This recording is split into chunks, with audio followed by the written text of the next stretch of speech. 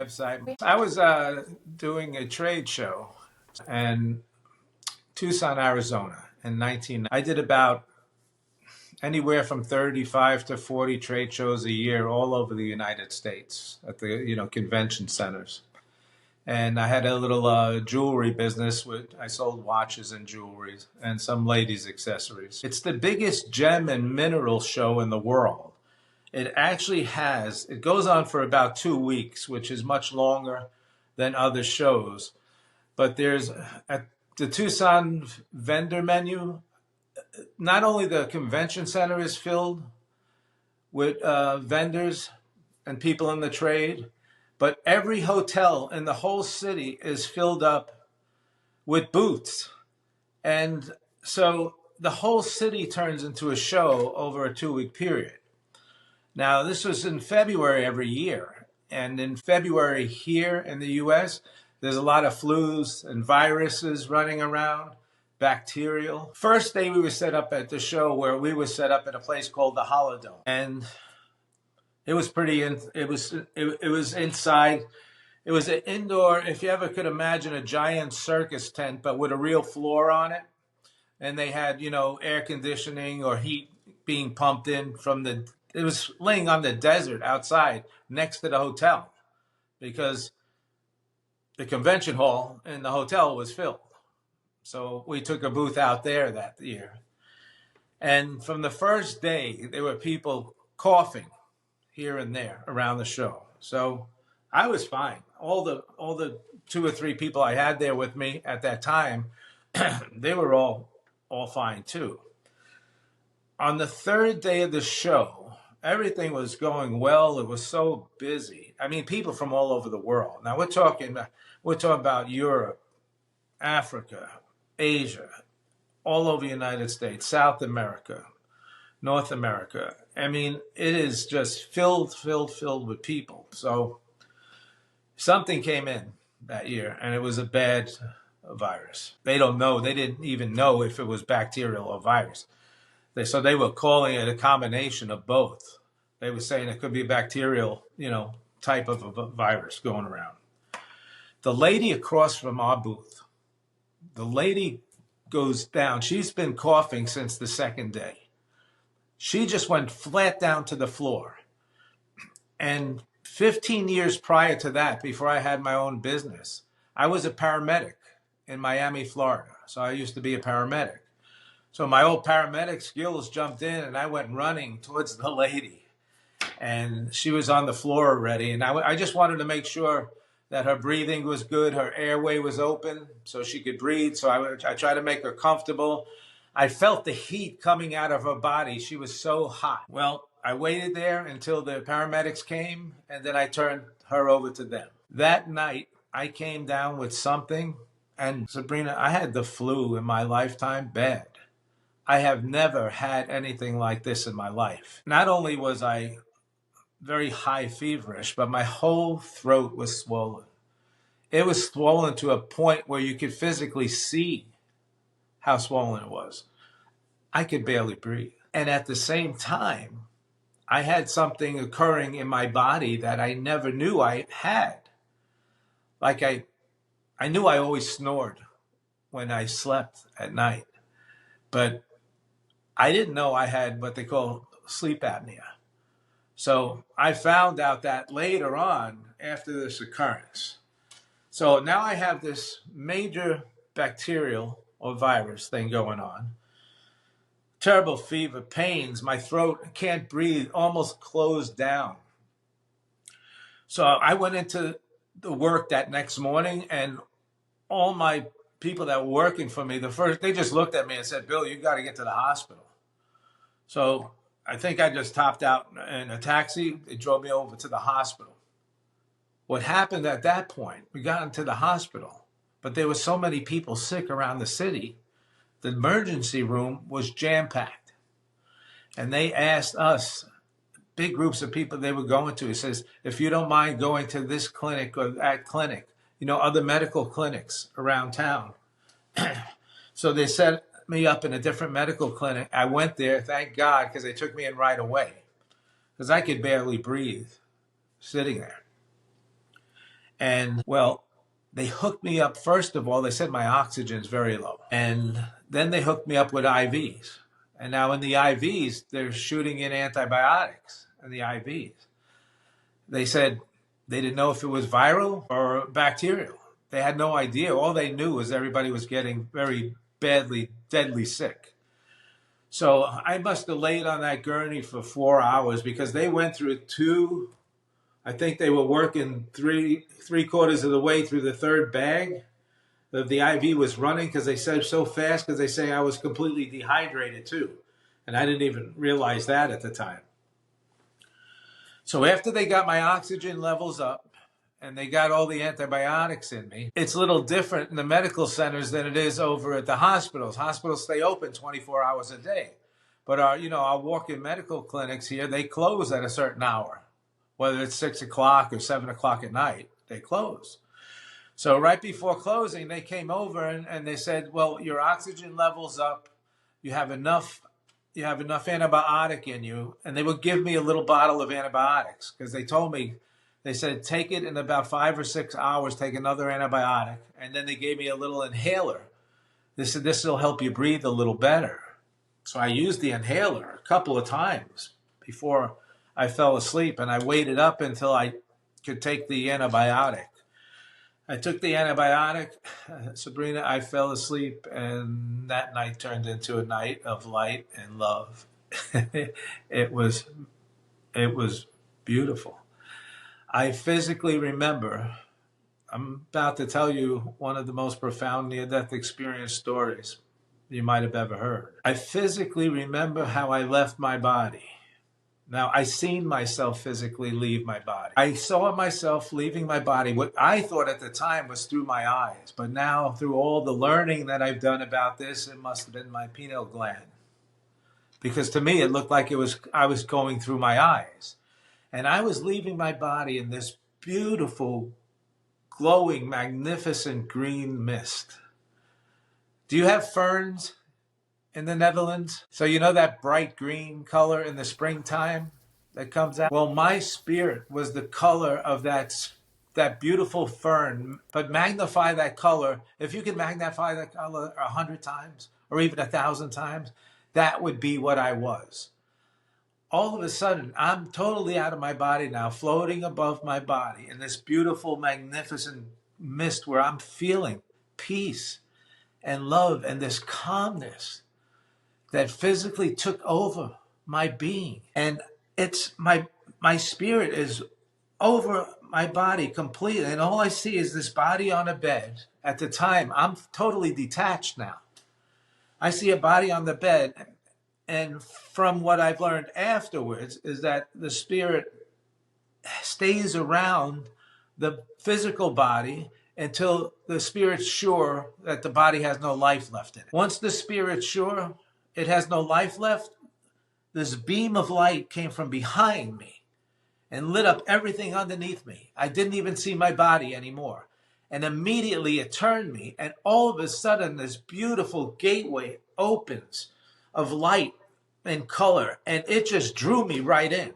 I mean, it drew me fast. I had no control over it. It drew me at the same time. It was wonderful. And now I'm in this tunnel, and I'm moving. And now I'm moving faster and faster. I feel like I'm moving at the speed of light. And the colors are whizzing by me and through me, and just the love, this keeps increasing. The love was so magnificent. It was wonderful. I felt like I was almost like I was being cradled by someone or something. And I'll never forget, because this went on for a while. We're moving and moving and moving. And I'll never forget the final destination, which I'll call heaven, because I believe in God and I'm Christian. But when I got to heaven, the first thing that came out of I'm going to say my mind, not my mouth, but you could hear it out loud. I'm home. I'm finally home. Thank God I'm home. And I'm saying this to myself out loud, and this family and friends all around. And then I hear this soft whisper in my ear. We'll call it my ear, even though I was in a free-floating form. He says, yes, Bill, you're home in the light of God. And I says, I know, I could feel him. And it was magnificent. It was beautiful. She said, my name is Antonia. I am one of your 3 guardians. And I said, one of my guardians? She says, yes, I'm responsible for bringing you in, and I'm responsible for bringing you home. I said, you were with me coming home? She said, you were with me coming home. And that must have been that cradle feeling that I felt, because everything was just whizzing around and by me. I felt like the colors were whizzing through me. It was magnificent. And then she says, you have 2 other guardians. As soon as she said 2, I see this beautiful, glowing, magnificent angel. I call them my guardian angels, approaching me. Now, to make this story up to date, my brother Peter died when I was 15 years old, and he died of a terrible cancer. And he was 30 at the time when he passed away. When this spirit approached me and he said, hello, Billy, I knew that was Peter's voice. And I felt an embrace like you never could imagine. It was so beautiful. I said, Peter, it was so beautiful. It was so real. It's 100 times more real. Your knowledge and wisdom use so much more of your actual mind. It's incredible. I think we use 6% of our mind here in human form. But once on the other side, or in heaven, I'll say, once on the other side, I feel like you might use maybe 90 or 100 of your capabilities. And it's wonderful because you can feel and hear everyone at the same time, and you're acknowledging everything, and you're with everyone. You could feel they're saying, and your spirits, we travel in our family spirit circle.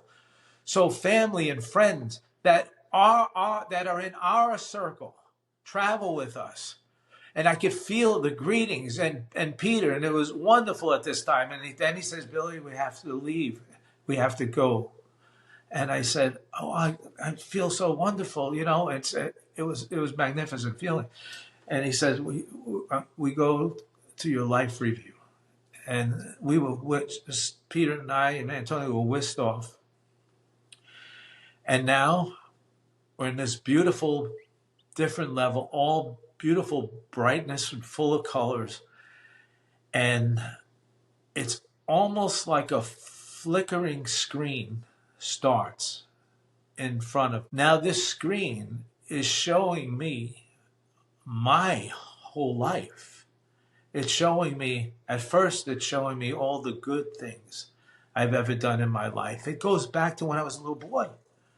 And it showed me how with my friends, I would take them to the ball games. I remember in 1963, we had the World's Fair. I took 2 of my friends along with me to the World's Fair. My mom and dad owned a bar and grill restaurant across from the ballpark there in Brooklyn, New York. It was Ebbets Field where the Brooklyn Dodgers played. And so I'm in this time of my life. And I'm a young boy still. When we were 10 years old, we were already traveling in the subway by ourselves and things like that. So I took him to Coney Island because a lot of my friends didn't have the money. We weren't rich by any means, but my mom and dad was comfortable. So whenever she had a little extra money, she would give me some and tell me to take your friend with you. You know, and that was beautiful. So I did that a lot in my life. And my friends never took advantage of me. They always paid me back in some way or form. Like they'd have me over for dinner for their house for just unbelievable dinners. And I had almost every nationality there. I had friends that were Irish, other friends that were Italian, Jewish. I had every single nationality you could think of. And now they show me the good. And then they take me to the time when I was a paramedic. I mentioned it earlier. They take me to the time when I'm a paramedic and it stops. That flickering stopped. It's like I'm in a flickering movie screen and it just stopped. And now alongside my partner in our unit. We're heading up to our station in North Miami Beach. I'm working in Miami. No longer in New York. I had moved to Miami, Florida.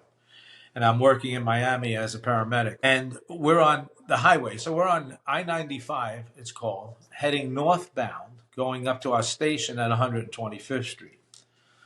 Well, when we were about at 79th Street, a call comes over the radio. It says there's a 317 on 135th Street and I-95 northbound. We're already on northbound, and we're now, by the time they start talking, we're now at 85th Street. And our ETA, estimated time of arrival to this accident, was less than 2 minutes. So I picked up the mic right away. I said, call off our other unit, because our partners at the station were called on the unit, but that was a 10-minute drive to where they were, at least 10 to 12 minutes. I said, call off unit 69F, 67F. We're going to take the call. We have a 1-minute ETA. Or less than 2 minutes, I said. When we got there was a pickup truck and a car. And the car was facing this way. And all I saw was there was a man in the pickup truck. He was just sitting there. All I saw, this car must have slammed into the back of the pickup truck. And this young boy, I'm going to call him, because he must have been about 16 years old. He's running around. I saw he had lacerations on his face and everything. So we got the medic bag out right away, went running towards him. And he starts yelling. He was yelling at us. By this time, he just sat down. He's yelling, my sister. And me and my partner, Danny, we both went like this. We look over, and his sister's head is through the window of the car. Her head was physically right up into the window, and the windshield was back here. So she had her body and half her head inside and the top of her head outside the glass. And Danny and I looked at each other, and we had assessment to make, because the fire truck wasn't there with the cutters. We said, if we don't take her out, there's so much, blood from a head wound that it was all over the place. And actually, I ran out front on the car. So I'm on the hood of the car, basically leaned over, and I'm trying gently to pick up the top of her head and push it through to Danny, which he was sitting inside with her now at this time. He basically had her picked up almost on his lap. And I finally got him into her lap, and I ran around, and we both put our hand on her head while we took her over to the stretcher just a couple feet away. And now we run the stretcher over to the unit. Now I'm trying to put a gauze bandage on her head to hold it down, to get some of the bleeding to stop. But there was so much blood. It was just terrible. It was terrible. And she was totally out. She was totally out cold. At the time, I could see her body had some movement in it. So we're in the unit now. We're only maybe 135th Street. Parkway General Hospital was on 167th Street. So we're less than 2 miles away. Danny just hits it. I'm standing up in the unit, bracing myself. I wasn't even sitting down because I was holding the top of her head down with just a whole bunch of gauze pads underneath it. And then she starts to seize on me. A seizure. Everyone knows what a seizure is. Well, I have my hand cradling her neck and my other hand on top of her head, but her whole body is jumping off the gurney now. We moved so fast, we didn't even strap her in. We just had to get her to the hospital. And I yelled to her brother. I thought I was talking to her brother. I said, God, help me. And because he was sitting in the back of the unit with me, facing outside, I said, God, help me. Now, in my life review, not when it actually happened, back in the early 70s, not when it happened. In my life review, I saw Peter's hand come right in on her head alongside mine. And then we got to the hospital, and all the nurses were outside right away, and they carted her off and brought her right into the operating room. Well, we were just all shaken up. My partner and I was shaken up badly. We were both full of her blood, and we had to go back to the station and change our clothes because we were just about ready to get on a 24-hour shift. So we get all ready for the day, and all I could do is think of it. And my partners and the other group there said, Bill, stop taking your work home with you. because all I could do is think of this young girl. She must have been 17, 18 years old. Her brother might have been a year younger than her or something like that. In Florida, you can drive when you're 16. So it's not like up north, you have to wait till you're 18 to drive. But I don't believe she was 18 even. So maybe she was 17, 18. I thought about it that whole day. That whole day, I could do nothing but think about that. Even as we were doing our runs. Luckily, we got mostly routine calls during the day. And about 2 hours or so in the next morning before we're ready to take our unit back, because we're on a 24-hour shift, I was shaking Danny to wake him up because I basically didn't sleep the whole night. I'm shaking him to wake him up. I said, let's go, Danny. He said, it's time to go to the station already? I said, well, no. I said, I want to go to Parkway. I want to go to Parkway General and find out what happened to that girl. And when you get the book, you're going to see it was a different name I put on the hospital because some publishing company told you have to change the name of things, but this is the real name I'm giving you. So, and Danny said to me, Bill, she's dead. And I said, Danny, I have a feeling in me. I have to go to Parkway. So he finally agrees with me because it was about 7 or 8 miles out of our way north and then 7 or 8 miles back south. He says, well, if you got to go, let's get going. So we get to the hospital and we know all the nurses and all the emergency rooms. And I went up to one of the nurses, I think her name was Joanne or Becky. I said, what happened to the girl we brought in yesterday morning?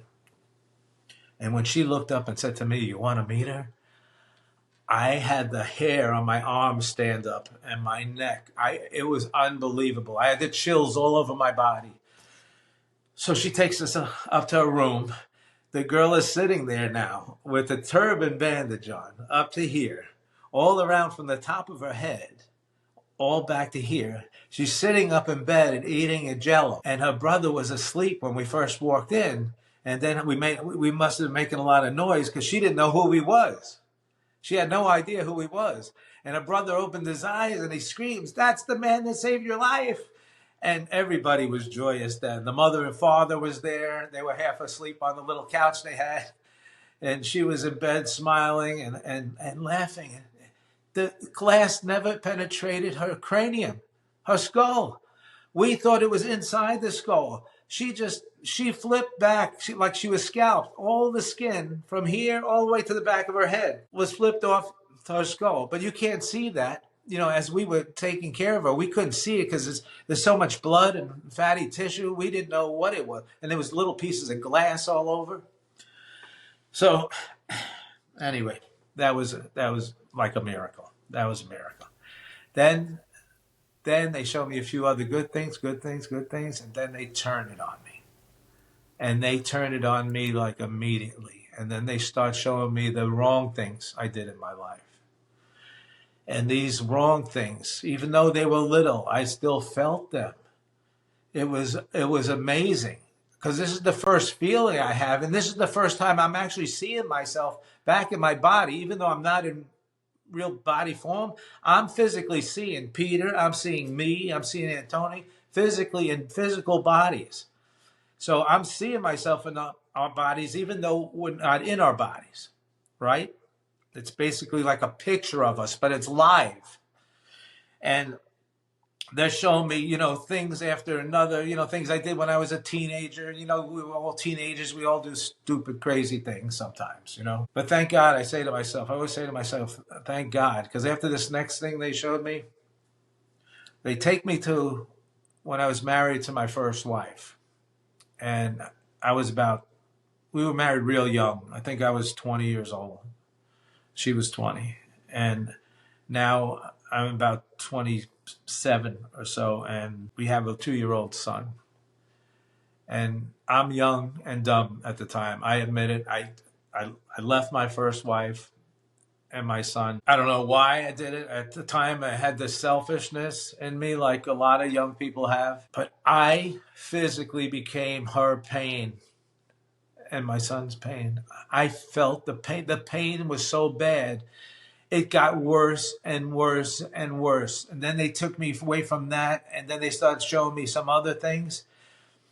The pain physically, mentally got so bad, I started screaming, please, please, dear God, forgive me, forgive me. And it just felt like everything fell, like the grain of salt fell, and now we were back in spirit form. So now myself, Antonia, Peter, they're standing in spirit form again. They're beams of light. And Antonia says, I remember this. Look at yourself, Bill. And I remember looking, because you could physically see everything and feel everything.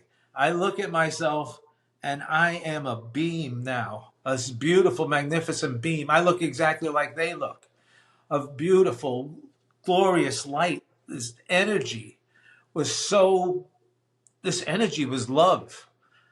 When we're there in spirit form, we are part of God's love. We actually feel his love. No matter what religion you are.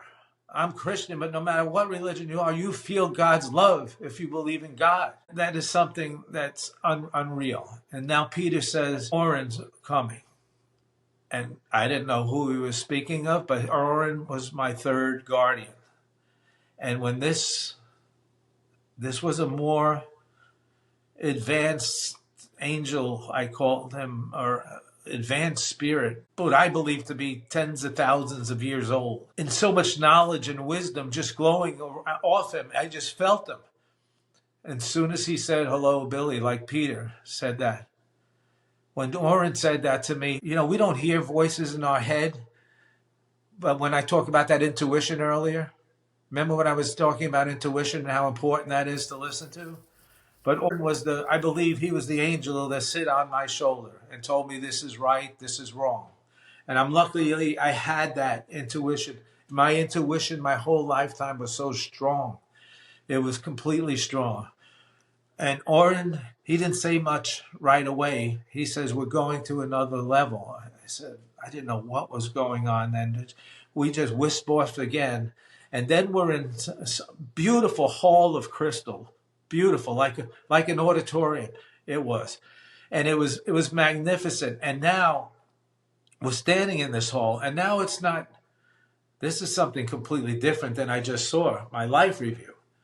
We're in what I call in my book, the 9th level of enlightenment, the wisdom of the light. What I call in my book, the hall of events. Other near-death experience people say Akasha records. You hear that term a lot, Akasha records and things like that. Well, I didn't know those terms. So I called it in my book, the hall of events. They showed me in the hall of events. Now we're back in physical form. The only 2 times you see yourself in heaven in your body is in your life review and when you're in the hall of events or Akasha records. They take me on a ride that was unbelievable. But now they're showing me not necessarily my life. They're showing me our whole world's life. They're showing me the past. They're showing me the present of that day, what happened to me. They're showing me the future of what happened to me. When they started out in the Akasha records, again, I'm in this flickering type of screen, and they would stop. They stopped. Their first step, I don't know, I was never in a war. I was born in Vietnam was going on when I was 18, but I was not drafted to go in the war because they had this lottery or something. The only wars that I knew about, it reminded me of World War II or the Korean War. And I'm physically in this war. And now it takes me from that war, it takes me up to my birth. I see my physical birth happening in time. And now we're moving faster and faster, and it's showing me things and places and different things that happened in our history from after the period of time that I was born. But important things, like it took me to my classroom in I believe it was 1963. I'm not sure what month it was, but it was the principal came over the loudspeaker in the school while we were in class. And I'm 10 years old, 11 years old, and he's saying that President John F. Kennedy just got shot in Dallas, Texas. I remember looking up at the screen. Then I remember they dismissed us from class, and they took us right into my house. I didn't go for the walk home. like I had to do every day. They took us right into my house. My mother, sitting at the table, kitchen table, she was crying. And the lady we had working for us, Christine, was both crying. And usually when I walked into my house, it was always like a concert going on. Because my mother used to sing with some of the big bands in the olden days, in the 30s and 40s. And Christine sang like, oh my gosh. Like I said, she sounded like that movie Lady Sings the Blues, like Diana Ross. She had just a beautiful voice. And she was my second mom, I called her, and because she helped raise me. Because my mom was at the bar and restaurant because she was the cook. So she had to be working all day, my mom. And when I was a little boy, Christine was the one that raised me. Just a beautiful, beautiful woman. Just beautiful. And now, so I'm at this point in our lives, and it's taking us again. Now we're traveling again. We're traveling faster and faster. We stop, and it shows everything big that happened in the world, in different countries. It showed us the Vietnam, the end of Vietnam in the 70s. It showed us Bobby Kennedy dying and getting killed, Martin Luther King dying and getting killed. And then it brings me past my near-death experience. I see myself passing away in that bed. And now beyond. The first stop we get at again, we're standing in front of what we had here, the Twin Towers, which you know. And now I'm standing with all my guardians there. It looks like we're our real bodies, but there's smoke all over the place. And it's amazing because we could see everything. So we could see, and I start to get the chills in my body because something is I have friends that work there from the 70s, from when we got out of school to the 90s to the 2000s. I have friends in those buildings, and I started to run, and Oren grabs me, and he says, "Bill, you don't have to run." I says, Oren, my friends. He says, "Bill, we're not here." He stops me and he says, "Bill, what do you see?" And I turned to him and I said, "Oren, I see everything." He says, send me something like the fact, what do you think they see? All these people running. They don't see anything. We saw all the people running. It was amazing. It was at that point when it just stopped and we started moving again. And I think the next stop was, it was Baghdad, when the U.S. bombed Baghdad, because the only way I could figure out is that there was bombs going off all around us and the way people were dressed. So it was because of that I'm pretty sure that was Baghdad. And there's bombs going off again, and I start to run again. And again, that was just instinct. Then I realized I didn't have to run. So, and then from there, it's flickering again. It's flickering. And now we stop what I believe are these times today. We're at a time in our life of choice. One of my 9 principles of enlightenment in my book is called choices. It's the one principle that God gives us. It's the one thing we bring from heaven with us. And intuition as well is one of my other principles. But through our process of choice, that's how our spirits grow.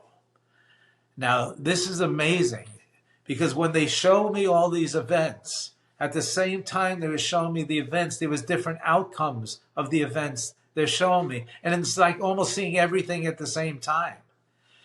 Is what would have happened if you'd done this, if you'd done that, if you changed this or changed that. You see plateaus of events all around you, different events under the same sequence. So I'm just at a point where, I'm amazed at this time because now they're showing me outcome. I hear a voice say, "Bill, this is your future outcome." And I'm taken to a place that is so horrifying. It's so terribly bad, sickening feeling. It's at a point in life where people are living off each other, taking off each other, stealing from each other, killing just for the basic staples of food and water.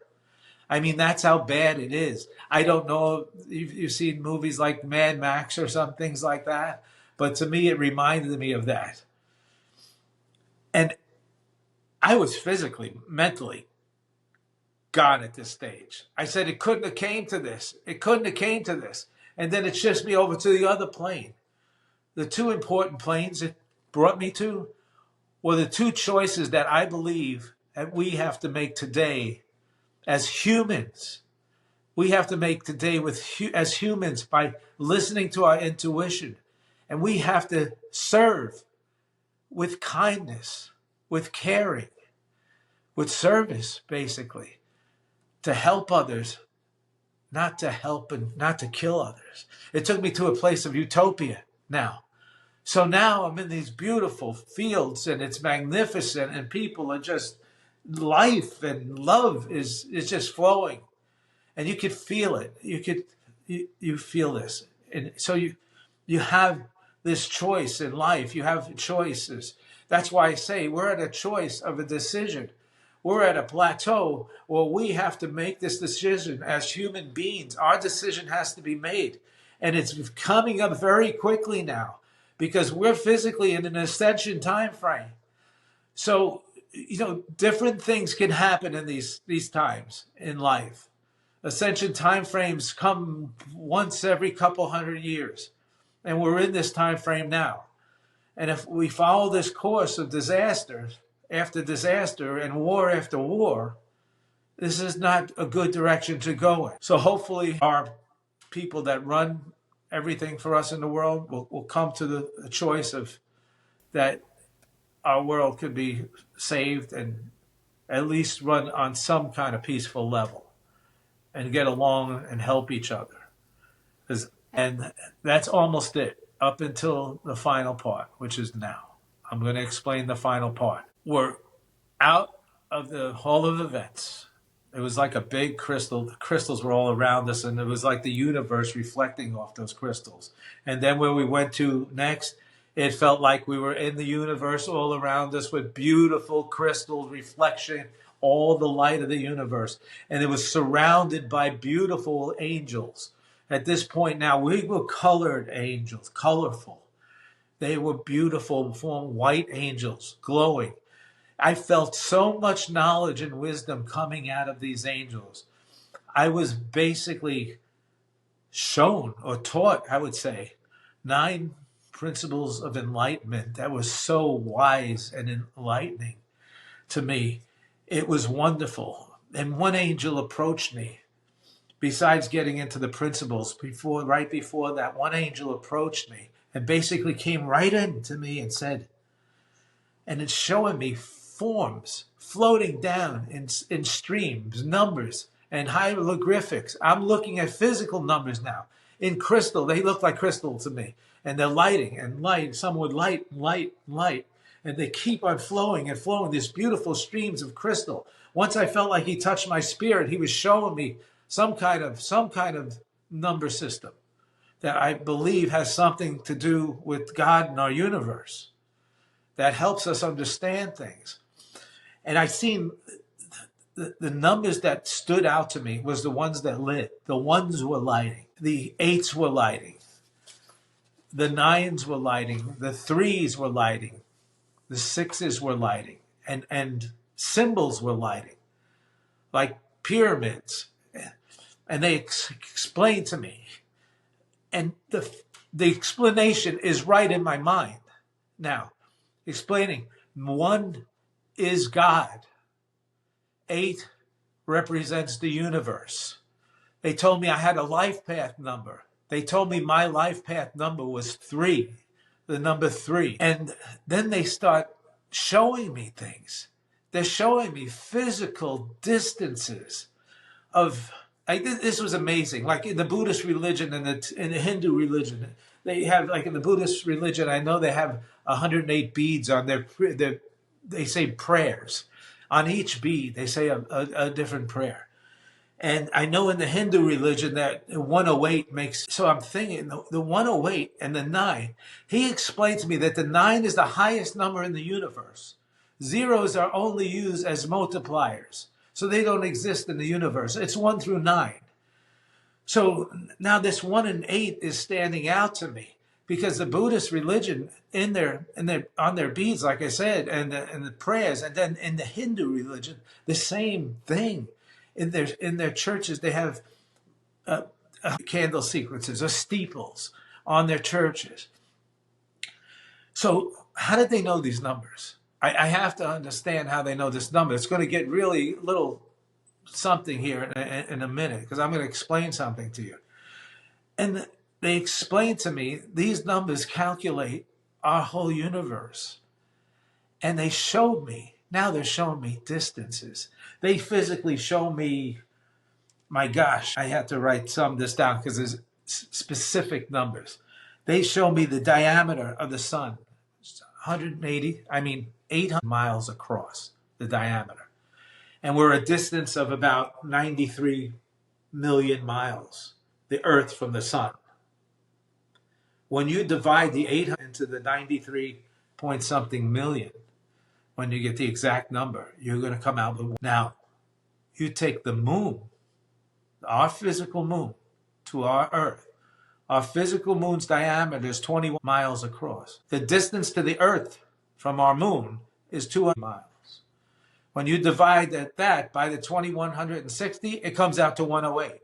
The radius of our moon is, our Earth is 108 times smaller than our sun. I mean, they're explaining to me all these numbers in that soul system. Now, if you take the 108 and divide it by 6, that's your core number of 18. So 18, now, if you divide by 6, you get the core number. So 6 times 3 is 18. And 3 plus 6 is 9. We're back to all the numbers that I've seen. The 3 at one quarter of the pinnacle triangle, the 9 on top, and the 6 at the other bottom. And it was just amazing. That was physically amazing. And then they took me into the 9 principles that was nothing but wisdom and knowledge. And there's principles of love, there's principles of choices. In my book, I have about this. It just takes too much time to explain it all out. But there's principles of taking another life. Should we or shouldn't we? The answer is we shouldn't if we could avoid it. You do have the right to self-defend yourself. But we shouldn't, because if we change someone's life path, who knows what their grandchild, he might have invented the real cure for cancer in a later stage. So you can't interfere with someone's life path. At the same time, they can't interfere with yours. So you do have the right to protect yourself. But choices, like I said before, that's the second principle. There's so much in choices that you have to understand and learn. And it doesn't take a long time to learn. It takes about 15 minutes to learn each one of these principles. And you would know them inside out. But our choices are very important. I'm going to say one thing about them. It's our choice that we make in life that enlightens our spirit. And that's how our spirits grow. So that's the one thing I'm going to say about choice. And then we have another principle of our intuition, like I've been talking about along the way. Like Oren was my intuition through my whole lifetime. We have to stop and listen to our intuition. They are there for a reason. They're pulling us back and putting us on the right path. In most cases. If you see an intuition that comes at you more often and often and more often, that means you have to follow that intuition. It's very important in your life. We have principles of service. Our services, again, is not only service to help others. It's kindness. It's sympathy. It's forgiveness. It goes so, I go into it so deeply in the book because every one of these has a ladder. When you get to the love principle, the principle of love, because the love that we feel up there's no way of explaining that love here. It's a much different kind of love. It's like taking our love. If you think of someone or something, or some people love their jobs even. But if you think of a child, if you have a child, how much you love them. And I love my children to the end of the world. But there's 9 ladders of love. That's so important. After I'm bombarded with these beautiful 9 principles by all these angels of wisdom, I call them, this beautiful young spirit approaches me. Remember the angel of numbers?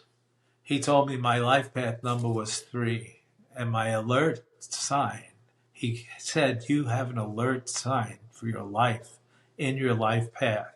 And my numbers was 66. He says, always pay attention. I have to pay attention when I see this. When he told me that, I left that part out till now. When he told me that, while he was showing me the numbers, I already knew the 66. Because for some reason, since I was a little boy, when those numbers popped up, no matter where I was, if they would pop up 7, 8, 9 times a day, 66, like I'm driving a car as a teenager, and I look down at my speedometer at 66, then I look up, I'm on exit 66, then I look over the watch at 6 past 6 in the clock in the car, and then I see it more often, and something is about to happen in my life. Now, good or bad, something important is going to happen. It doesn't mean that it's got to be bad. It means just that something in my life was going to be affected. So now I wanted you to know about that because it's important. This beautiful spirit approaches me, a young, glowing, bright spirit, very young, joyful, full of love. Now my wife, I was married at this time when it happened. I had my second son coming, and she usually does the Tucson show with me every year, but she was pregnant, and she was due in August. I mean, in September, she was due. And it's February. She had terrible morning sickness. She couldn't come to the show. This beautiful spirit that approaches me says, you understand the 9 principles of enlightenment? I says, yes, I understand. She says, you must return. I did everything. I remember practically in my spirit yelling, screaming, I don't want to go. Please don't send me back. Please, please. She says, you must return. Like that, very soft. I said, don't, please. I beg to stay. I physically beg to stay. That's how wonderful and beautiful it is on that side. When you're in heaven and you're with God, you're part of God's love. You feel God within you. We all have pieces of God within us. You physically feel God when you get to heaven. I said, don't send me back to that. The last thing I hear is, Dad, I am 6 of 6. You must return. And the next thing I know, I'm being drawn back through like a void. Nothing like going. Nothing like that beautiful feeling. That feeling is starting to fade. I'm being pulled back. It feels like I'm moving at the speed of light again, but backwards in the grayness. It wasn't even bright anymore. And I remember being sucked right into my body. And then the only thing that moved was my throat. Because my whole body was paralyzed in bed.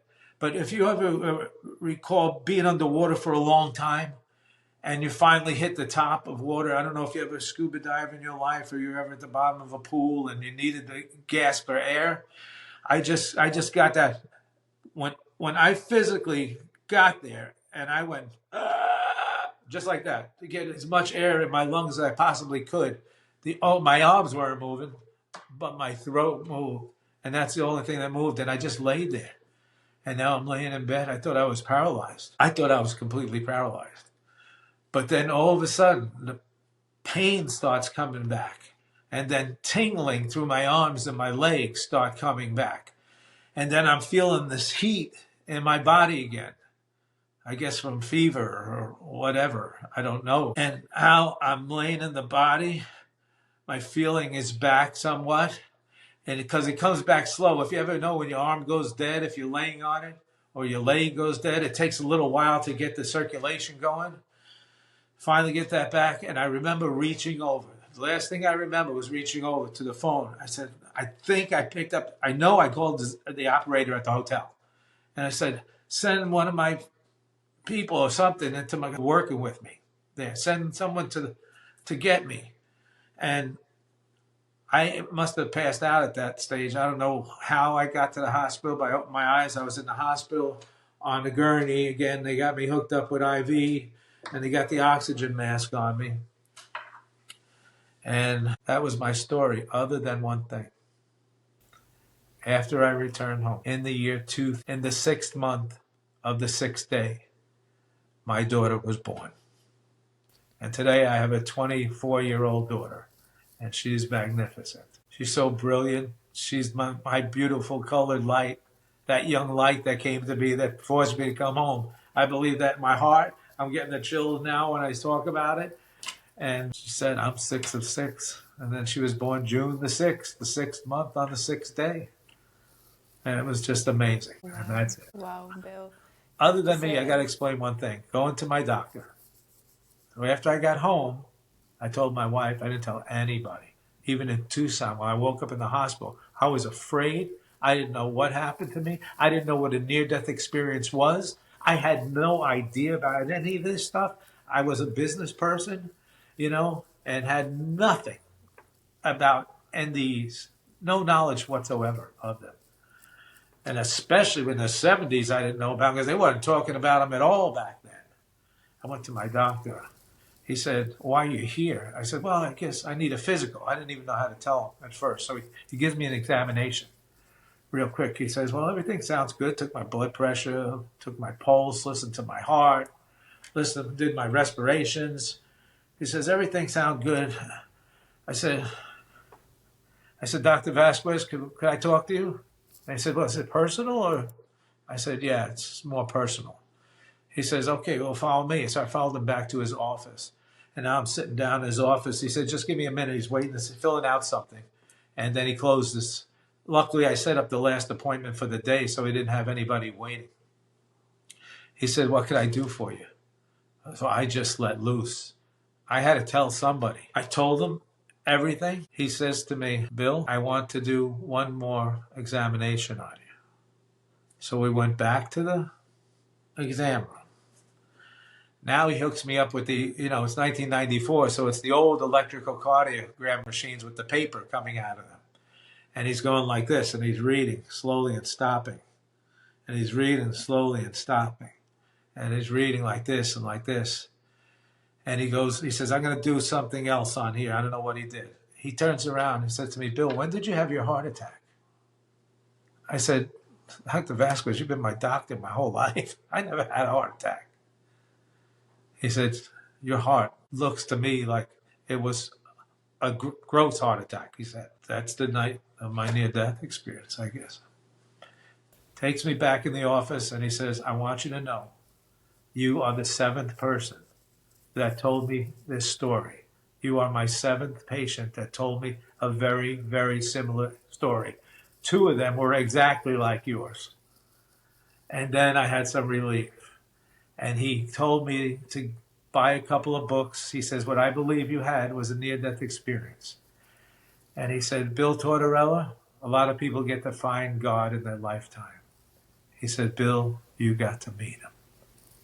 And I was just enjoying it. That's so, so beautiful, Bill. And many times whilst you were talking, I was tearing up. And so many things that resonated, so many beautiful things. And I also want to compliment you for being an amazing storyteller, because I think it's not just the experience itself, but it's also the way you bring it to life that really makes a difference for us who haven't had that opportunity or such an experience. Right, yes. To come close to understanding.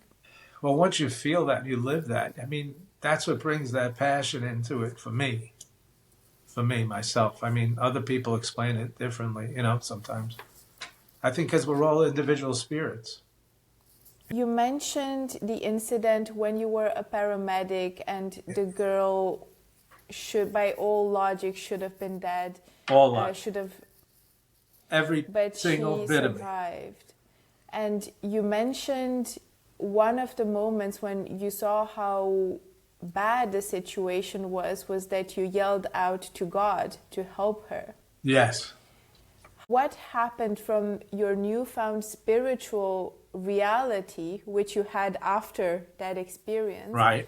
What actually happened that saved her? When I yelled out to God, that's why I believe our guardians, we have one guardian of transport, one guardian every time we help for God, pray to God for help, and pray as much as you possibly can, because that's our phone line to heaven.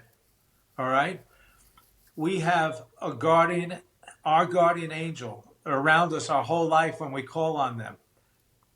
But I believe in my heart, they're around a lot, but I believe when you call on God, they're immediately there. And that's when I saw Peter's hand come on her head with my hand at the same time. I see Peter's hand alongside of mine. And I'm in my near-death experience at that time when that happened. I mean, not when it physically happened, but in my near-death experience, I saw that. And I believe your third angel is the one that gives you your intuition and knowledge and tries to keep you on the right path in life. You always wonder, why are people bad? Why do they choose to murder? That means only one thing. They just go off their path. They're not here. They're off their path. They're creating ripples in the universe when they do that. That's why these things like explosions and atomic bombs and things like that, they create ripples in our universe that hurts our universe. We can't have any of that. So it's very important. We try to, seek peace through kindness and love like that, and service, of course. And speaking of choices, you said we all have choices to make and we need to think of the greater good and not just of ourselves, but also our community when we make those choices. Absolutely. That is the most important thing. The reason why, because our spirit grows through a process of choice through our whole lifetime. It's almost like every time that we do the right thing in something that's important, it's like we get a little star. I believe we come from the star. The star with light. And it's like we get a little star added to our spirit. And I believe it enlightens our spirit, and that's how our spirit grows through that process of choice. So choice is one of the principles. It's very important that people understand that. But there's a lot of things that have to do with choice. So, if people could get a chance to read my book, if they do get a chance to read it, it explains everything in there on choices. But if they understand that one thing, at least that one thing, that's so important, that your choices could affect others to a point where you destroy their life, or you can make their life better. I choose to make it. And when we come to this topic of choices, some of us have more power over others than others of us. One of, I think, the biggest fears for most of us right now is we're at a turning point in our world, right? We need to make the right choices, but sometimes it feels like the ordinary person does not have as much to say or to impact the overall situation. If we want the best for our world, if we want the best for our planet, what is within our power? What can we do to help situations? Well, when I go to church, for example, people pray for this because this is going on in our world. We're at a crossroads now. We're at a point in civilization, our civilization, where these choices have to be made by the right people. And I believe if people talk to in our country, it's their senators, it's their congressmen in our country. If people stand up, write letters for what their true feelings are. No one wants war. No one really wants that. I mean, there's some people that might be benefiting by that, yes. But the majority, like you said, they don't want that. So I think I just know in my heart that our decisions have to be right. And if one of the most important decisions that I think we need to make is a lot of us need to come together. People have to understand, like you said, a small group of people are running everything. I just believe that people have to come together in their beliefs system. That's the most important thing. That's very well said. What would happen if everybody came together? You say it's impossible, right? After certain things start hurting people. So I've noticed throughout this last couple of years that people, for example, my kids are old enough to have, their own jobs and everything now. They're finding it hard to live because our inflation here in the U.S. has gotten so high. It's very hard. It's very hard. My middle son's, graduated college and he's in college all the time. He's 29 years old and still in college after graduating college, just because he wants to learn more and more and more. He's so brilliant, but having a hard time finding the right type of job. I just can't fathom it sometimes. And he's at a point where between him and his fiance, they just decided to get married.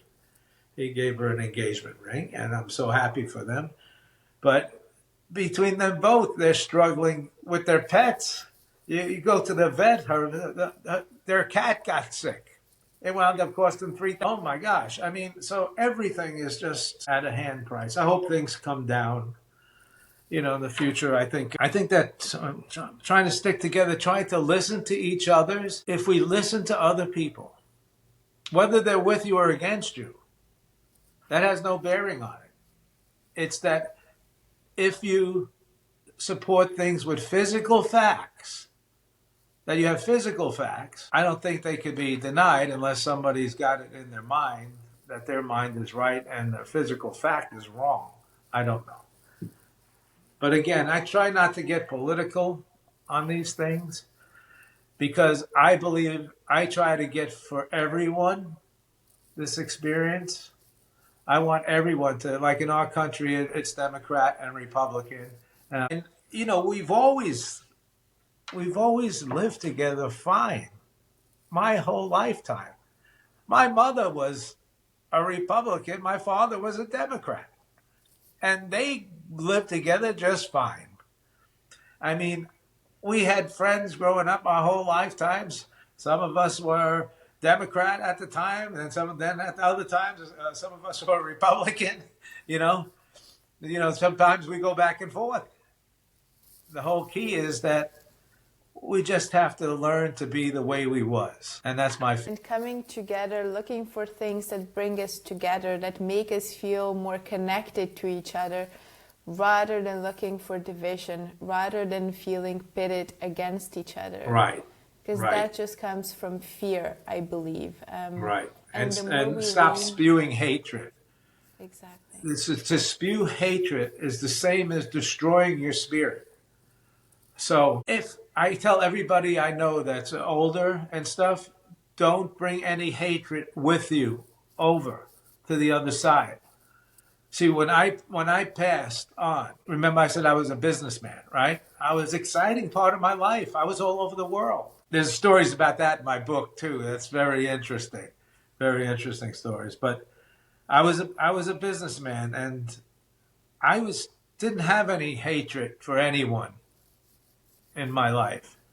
I mean, if I didn't get along with one vendor, I had another vendor I'd go with. But I got along with most of the people, and they were really good to me. So everything went well at the time for me. And I think it's very important. The one thing that I really felt strong on the other side was that you can't bring hate with you. So for some reason, that was a message I received.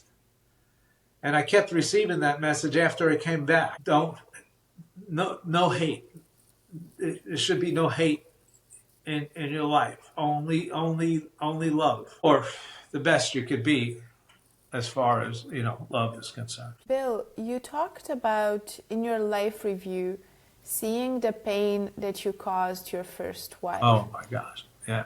Yeah. Now, coming back to this reality with this newfound insight of that, what did you make of it? And I think this is a good lesson for all of us, because I'm sure that all of us have hurt people. Yes, of course. At some point in our lives. So how do we make amends, or how do we recognize when we grow through our experiences, and how do we come back and say, listen, I know what I've done to you wasn't right, and I'm sorry for it? Well, I did. I went to my first wife, God rest her soul. She died at a very young age. I'm 71, but, that was 21 years ago she died. And 50 years old, she passed away from a cancer. And I was close to her all the time anyway, because we had a son. So we always remained friends, my first wife and I. But I did, explain to her that how sorry I was. It's very, very, very, very important. I mean, it's very, you said it yourself, you learn from that experience. So when you learn these things and you physically know it's not the right thing to do, why repeat it, right? So now what you like to do or want to do should be to make up for it in some way, some form. In a form, and it doesn't have to be that specific situation, because you might not be around that situation anymore.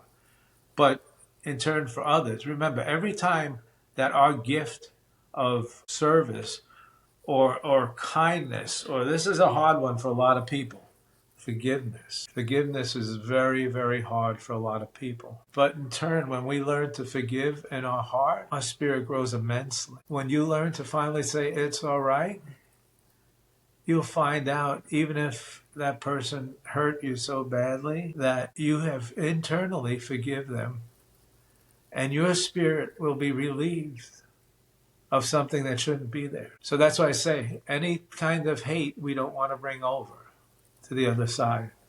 We mustn't bring it over.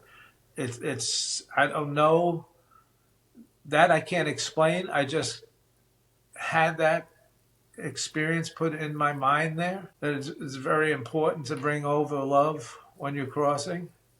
And that's why a lot of times your guardians, your angels, you'll hear of people that are dying, and all of a sudden they see, there's Uncle John or Aunt Rose or my mother or my father. And that's because they make it easy for us. So they appear to them. They want an easy transition over to the other side. There's an in-between. That's the in-between. That's what some people call the veil. But that's really the in-between. Like, I'll give you an example. A couple of years ago, I had kidney stone operations, right? And I'm scheduled for my operation I had to go in for the operation twice, because the first time they couldn't get the kidney stones out. And the second time they had to go inside me again. But my operation was scheduled for 9 o'clock in the morning. Here it was. I'm downstairs at 8 in the waiting room from 8:30 in the morning. Now it's 12 o'clock at night. I haven't eaten anything. They would not let me drink too much, through the day. Finally, they say, your surgery's next. You'll be going in at 12:20 or 12:30. I'm sitting there, haven't eaten anything all day. They come over and shot something into my IV that all of a sudden, I don't know what it was, but all of a sudden I hear the nurse faint, but it was a scream. He's going. And I went to that in-between. I didn't go to the other side. I went to that part where that feeling came back over me. Remember the feeling I told you when I left my body, and that beautiful feeling I had? I went to that part and said to myself, it's all right. I remember that. But then the doctors must have come running over and shot something else in me and got me right back immediately. That's why I think when a lot of people that die on a hospital operating table, a lot of people only get to that, what I call the first to second level, where they experience the out of body part. They're floating above. They're actually sitting down. Some of them watching the operation, and they're watching it up from above the top of the room. And we know this for a fact. I mean, people have come back and they tell you what's on the label of the back of the light that was shining down on you. But I mean, but they get hit with a defibrillator 3 times, and then they fly back into their body. But they do have that out of body near death experience, so they get to feel that love and that passion. And some of them might be out for a couple of minutes before they get back, 3 minutes, so they get a little wider version of it. There's so many different levels of it. Now, that's what my doctor told me when he said, I think you had a near-death experience. He said, the people that died in the hospital, he said, had, pretty short experiences, but near-death experiences. They died. They physically flatlined on a gurney, and it'd take them, 2 or 3 minutes to get them back.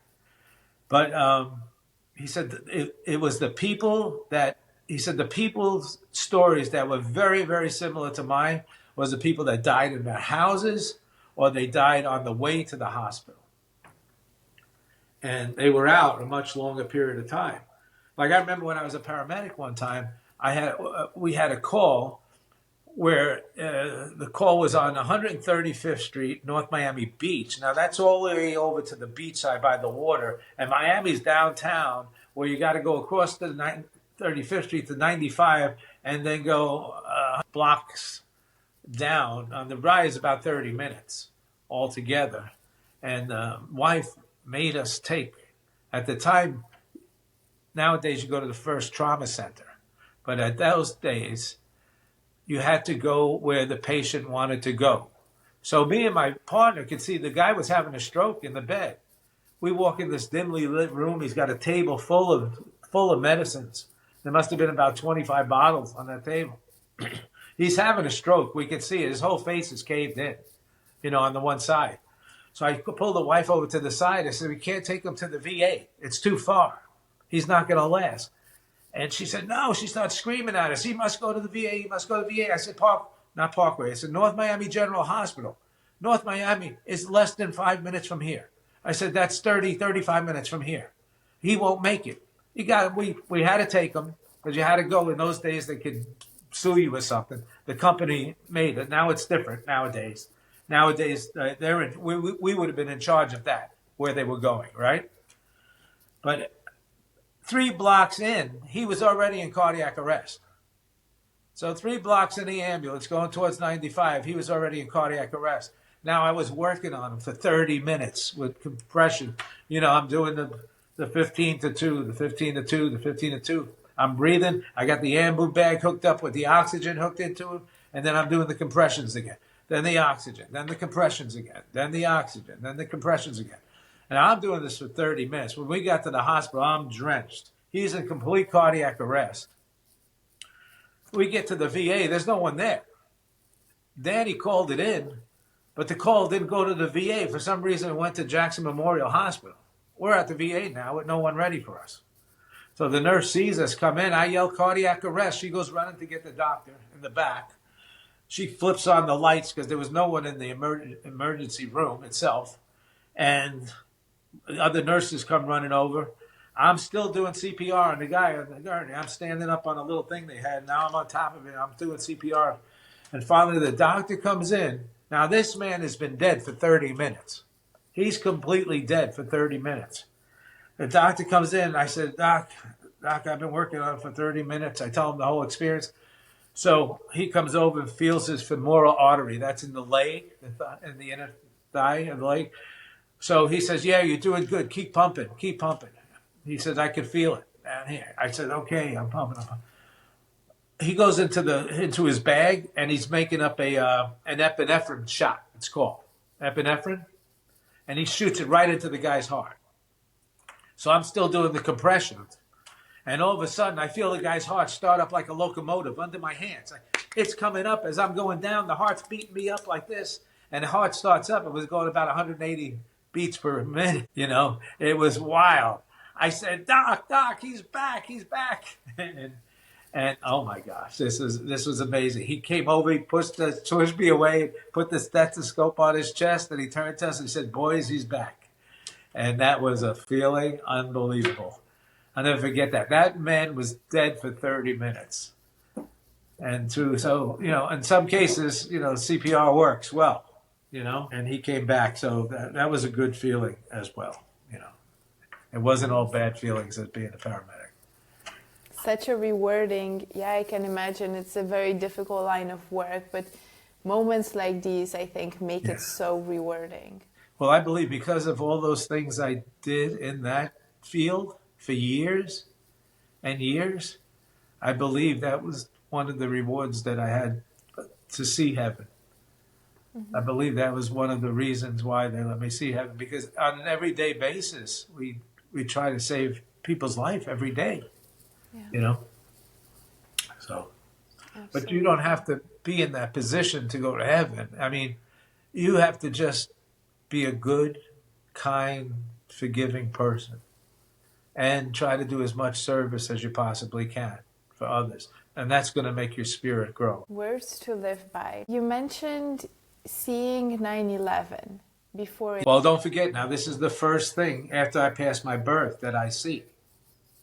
So on 9/11, I was already thinking about this when I came back. What do you do? What do you say? I was back for years. I'm back for years. Nothing has happened. I say, I'm not saying anything. It was after the 9/11 that I said, what they showed me, that was the physical proof that I had. The physical proof of that, besides the things I saw of myself when I was younger. But what was 9/11 going to be? I didn't know what it was going to be. We're in the midst of all the smoke. We could see through the smoke, yes, and the people running. Yes, we could see that. But, some people knew, like my wife knew, a close friend of mine knew. But I also seen other things. Remember when I told you the Mad Max days? That we don't have to get to that, because I witnessed burning cities. I witnessed things that happened just this past year. I witnessed things that happen now. I got in my first book I wrote 20 years ago. I wrote 20-something years ago, after 9/11. I wrote, the machines, they're going to be taking over. We have to save the jobs. I have a whole story in my first book about that. I have a story of paramedics in the book. I thought about maybe doing a story like that, where the paramedics arrive by a flying ambulance, where today it's different. I mean, where you can wear sensors. Now, what in your clothing or in jewelry? And at the time I wrote it in the story as a smart shirt, I explained it, that it would take the senses of your body and recognize if your body was in cardiac arrest. I wrote that before they had any knowledge about this. Yeah. And now we have that. That was in my first book called Choices. Bill, how can people find you and connect with your work? Okay, it's an easy way to find me would be on my email. My email is, that's my dog, I'm sorry, he's coughing. My email is billtortorella@gmail.com, and my website is just Bill Tortorella. It's my name. And my book is called The Ninth Level of Enlightenment, The Wisdom of Delight. And it's by Bill Tortorella. And it's on Amazon and Barnes & Nobles and all the selling platforms. So if anybody's interested in finding out the story, because the front part of the book explains how we're interconnected with the other side our whole life. So there's many, many, many interesting stories there. And they all come together within the book. So I just did a documentary film. That's going to be released in December. That's called What Every Soul Knows, and the Joy of Remembering What We Simply Forget. And of course, I'm on Facebook, so people can reach me on Facebook and Instagram. It was 2001, and I had an emergency cesarean section with my third daughter. She was born prematurely. And then I contracted necrotizing fasciitis, more commonly known as the flesh-eating disease, and lost my womb, ovaries, and about 2/3 of the flesh on my torso. And also, as a result of the level of toxins in my blood, I also then contracted septicemia, which that then was damaging to my feet. And necrotizing fasciitis is a horrendous disease that it literally means death of the tissue, is more commonly known as the flesh-eating disease. And the surgeons have no choice but to literally remove the flesh. Apparently you can actually see it spread. It's because the flesh goes black, and so they have to just remove the diseased tissue and hope that they've got it all, which is what they did in an attempt to try and save my life. And then they put me into a medical coma for 10 days. And it was somewhere in that 10 days where I had my near-death experience. And it was just, the very first thing was, I was aware of myself and I wasn't in my body. And the thing that I remember so vividly about it was, I remember thinking, oh, I'm not my body. I thought I was my body. But it was the same sense of myself that I've always been aware of, whether I was sort of 5, 10, 15, that, do you know what I mean? That kind of unchanging sense of yourself that always feels the same, doesn't it? It doesn't matter how old you get. You're like, oh, there's that same. So it was that sense of self. And I remember thinking, well, I'm not in the body with it. And so that was the first thought, was, wow, I'm not my body. And then I was just floating into the most amazing, like just surrounded by light and like this forward momentum. It felt like, just like an elevator almost, just being taken and propelled into this glorious light, and just such profound peace and bliss that words will never do it justice. This beautiful, beautiful, peaceful, blissful place. And I so wanted to go. It felt so nice. And then all of a sudden there was a tug on my arm, and I looked back and it was my husband. And so I tried to pull him because I really wanted to go and I really wanted him to come with me. And he wouldn't budge. And then I could see forms taking shape ahead of me. And I just heard telepathically, if you come, you must come on your own. And I really wanted to go and I really wanted him to come with me. So I tried to pull him again, but he wouldn't budge. And then I heard the same thing. If you come, you must come on your own. And I didn't want to leave him. And then in that decision, the momentum subsided and then obviously came back into my body. And how did you feel about that decision once you came back? So, because obviously you had that blink of an eye, right? And you were in this blissful state. Mm-hmm. It felt so peaceful. What did you think of it once you came back? And I can imagine the pain also came rushing back. Yeah. So for me, like when I first woke up, because I was medically sedated for 10 days. And then when they first brought me round, I had a lot of mental confusion initially, which I think is in some ways like protection too. I mean, obviously there was a lot of medicines and stuff, drugs, but I just remember I couldn't. I just thought, I can't handle this. I can't. I remember that I had a full tracheostomy and everything, so I couldn't speak or anything, right? But they gave me morphine. And they'd sort of, if I looked like I was in pain, they'd give me a bit more morphine, and they'd say, oh, just like, if you want more, let us know. I used to do this thing with my hand, like, give me a bit more, give me a bit more. And I remember sometimes where I just like, give me a bit more, give me a bit more. And the physical pain would have gone, but it was like the emotional pain. And I would just want to go into oblivion, which I did. But then, of course, you have to keep waking up. And each time, was the same, just being faced, like, how on earth do I ever come to live with this? And I couldn't imagine ever being happy again. So it was sort of that near-death experience was such a vivid experience, but I was definitely, 2 feet into the pain of the suffering of what happened, and, a mutilated body that I thought was just, awful. And I remember actually the first time I ever saw it, because it was all dressed and everything, and the surgeons used to, the nurses would come. In fact, initially they used to take me to surgery and sedate me in order to change all the dressings. And then they began to sort of do things in the bed. But I remember I couldn't move at all, and they would roll me to change the sheets, because obviously, you're weeping and bleeding and whatever else is going on, and And then I remember they started to change the dressings. They started to graft skin. They took skin from my thighs and grafted it onto where they'd removed the flesh. And then they'd start to change the dressings in the bed. And one day I remember thinking, I really need to look. I really need to like see. And I sort of peeked down and, oh my God, just like this red, angry, awful looking thing. And I couldn't stop crying. And I remember my surgeon came in and he said, you know, what's going on? And I said, like, it's awful. And he really surprised me because I thought he would say, no, it's not too bad. But he was great because he was so honest. He said, it's the worst thing you'll ever see. I was a bit like, yeah, it is. Yeah, so his honesty actually was so needed. You know, he said, it's the worst thing you'll ever see. And hope is an interesting thing, isn't it? Because I think hope is the thing that gets us through.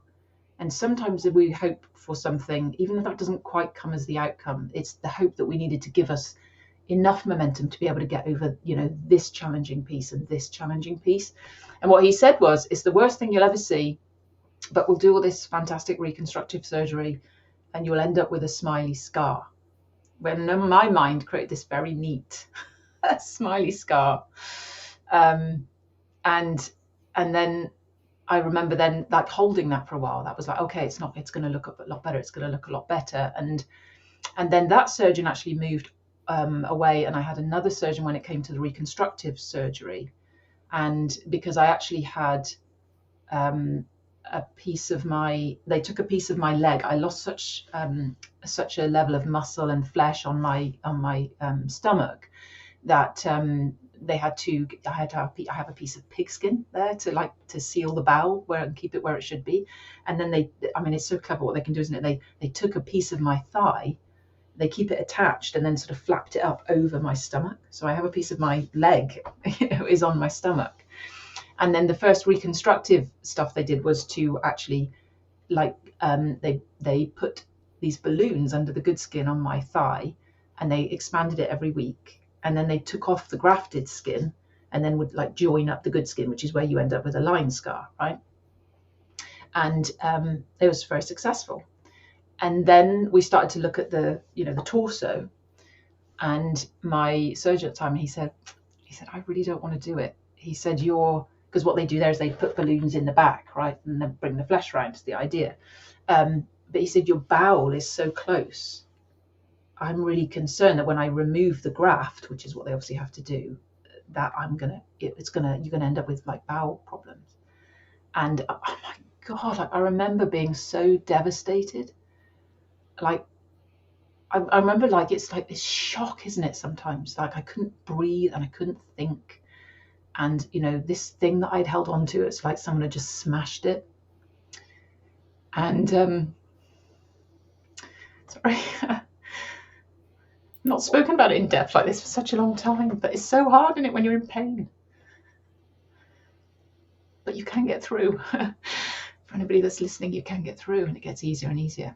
Because I never used to be able to talk about it at all. It's very hard. So now it's, but it's so interesting to revisit it. Anyway, I remember that I got home and somehow, I managed to get home because I'd driven myself to the hospital. I managed to get home and rang my sister. And I said, help me. I couldn't speak. And I don't know how, but she said the right things, because sometimes aren't we blessed with the people that are in our lives that somehow just say the right things? And she said, oh, you'll be okay. She said, I just know, you'll be okay. And then that became like another layer of acceptance. And I think that's also true in this journey, isn't it? When we're in pain and suffering, it's like the acceptance of what is actually allows us to transcend and move beyond it. And so I began to start to sort of come to terms with, okay, this is what I'm left with. And the thing is now is like, I love my body so much. For anybody who's struggling with like any disfigurement or not loving your physical body, like hating you. Like I hated my physical body, and I didn't realize that that's how I felt about it. But even before I was disfigured, whether my thighs were too fat, or I was always trying to lose weight or do this thing, and just no appreciation, actually for the immense, incredible beauty of the body. So I think now I see it very differently. I see, because I actually think about all the inner workings, and all the things that go on that mean that we breathe and we're in homeostasis. I mean, it's just remarkable, isn't it? And I think all the ways that my body has recovered and healed is just phenomenal, actually. So what the body can do is quite incredible. And then also what's been interesting to explore is the limits of the mind, where we'll limit ourselves into like, oh, well, I can't do that. And actually, sometimes that's not true. So I've always been quite an optimistic person. So I did tend to focus more on what I could do instead of what I couldn't do. But I remember for the longest time thinking I couldn't run. Where I had septicemia, I lost a bunch of toe tips, and I had there was like big blisters under my foot, so I lost a lot of instep tendon, so very flat-footed, and they had to pin and straighten some of my toes. And so I don't have like tippy toes or things like that. And I remember thinking, no, I can't run. And then it was during lockdown. I had 2 of my 3 daughters were staying, and they got into fitness, and I sort of went out and I started walking, and then I thought, oh, I wonder if I could run, and I started to run, and then I can run. So I need the right shoes, but that has always amazed me of where we limit possibility. So yes, so it was a very long answer to your. I didn't realize all that was going to come out. It was okay. Absolutely, and a very good answer. I just didn't want to stop you. And I think, you touched upon a subject that's so near and dear to my heart, which is how we feel about our bodies. And I think it's such a societal, maybe, norm that and I think especially with women, I think it happens in men, but I see it definitely more prominently in women, that we tend to always look for those things that aren't perfect, those things that aren't like the rest. And we tend to focus on that so much, like my ears are like this, or my cellulite. And I wanted to ask, you've had a very, difficult experience, to say the least. And thinking of all the pain, the recovery, the surgeries you've went through, that's definitely a very challenging process to go through. But somewhere there must have also been the mindset of, how am I going to look like? Which is almost like that very superficial voice, like, am I still going to be pretty?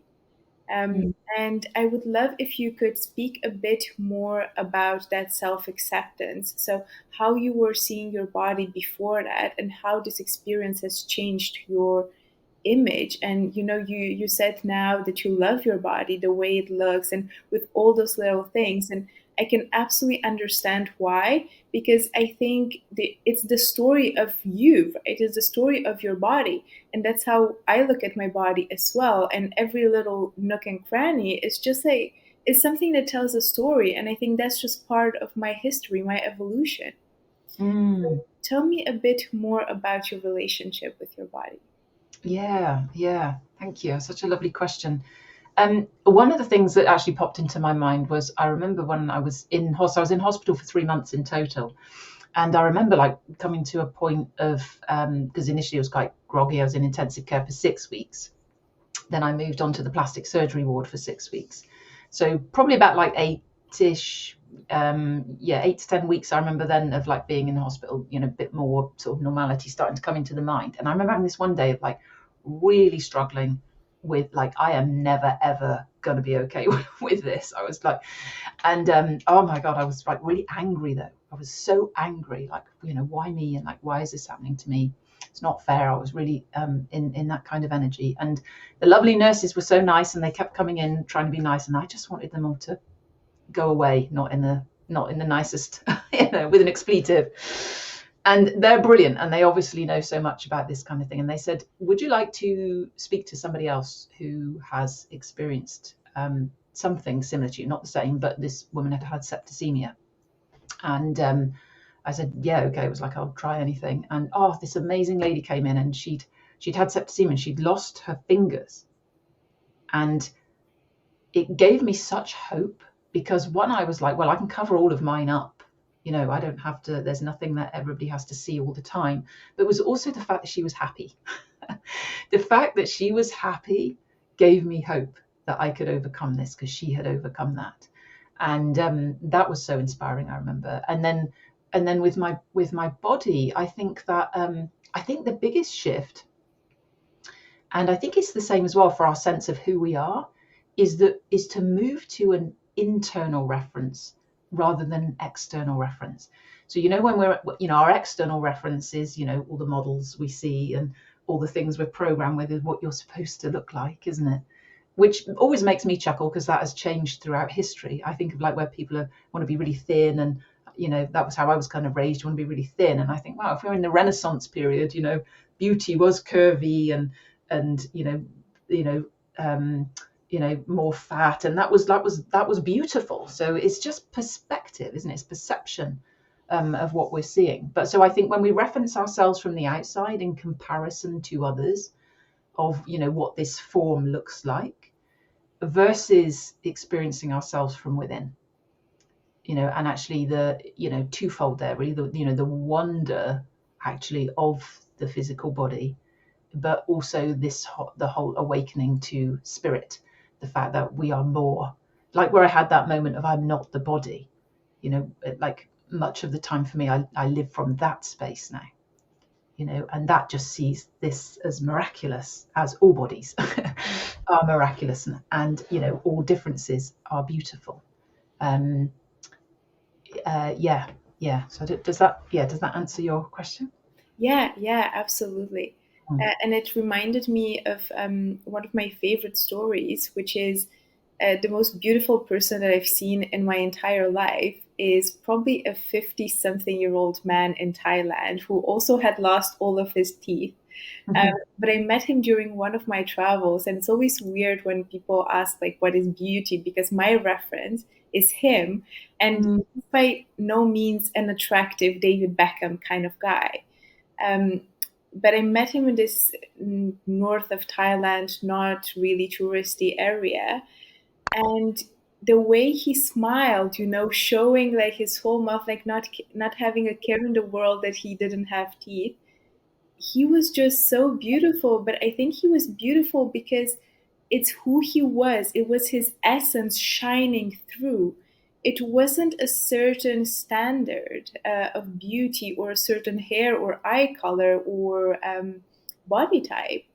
And that's when I realized, it's so, so personal because when I saw him, he immediately made me feel very welcome, very warm. His English wasn't great, but I just didn't care about it at the time. And to me, whenever I talk about beauty, I reference that, and it has helped me as well in my own journey with accepting myself and seeing my body as not something that's a rough template that you can change and just give suggestions based on, but as something that is in its own way nothing short of amazing. For every breath you take, every blink that you're able to do, the things you're able to hear, the fact that you're able to walk, all of those things that we only seem to cherish when we've lost certain abilities. And I think it's just, I do my best to always be mindful, even though there's probably things that I would still want to change, but I do my best to be mindful every day of how amazing is it that I can, just drink my coffee with my hand. How amazing is it that I can walk myself to the gym and run on the treadmill? Because not everybody gets to do that. And it doesn't come from a place of punishment that I have to do it because maybe I had a big dinner last night, but it comes from a place of love and awe for what my body can do. And it's exactly how I think about everybody else's body as well, that it's not up to me to judge whether those bodies are beautiful or ugly, but they're nothing short of miraculous, and I could not understand the first things about their inner workings. Yeah, so beautiful. So it is miraculous, isn't it? That when we see it, I see it as like it's our vehicle for our spirit to be here, and then actually what it love and care for things. I think there's so many wonderful experiments and science catching up with spirit, isn't there, these days, and like all the beautiful experiments with the water, and have you seen those? The what's he called? Can't remember his name now, the chap that does all the water experiments, but where, the words that are said to the water, it'll form in different ways. And of course, we're 70% water.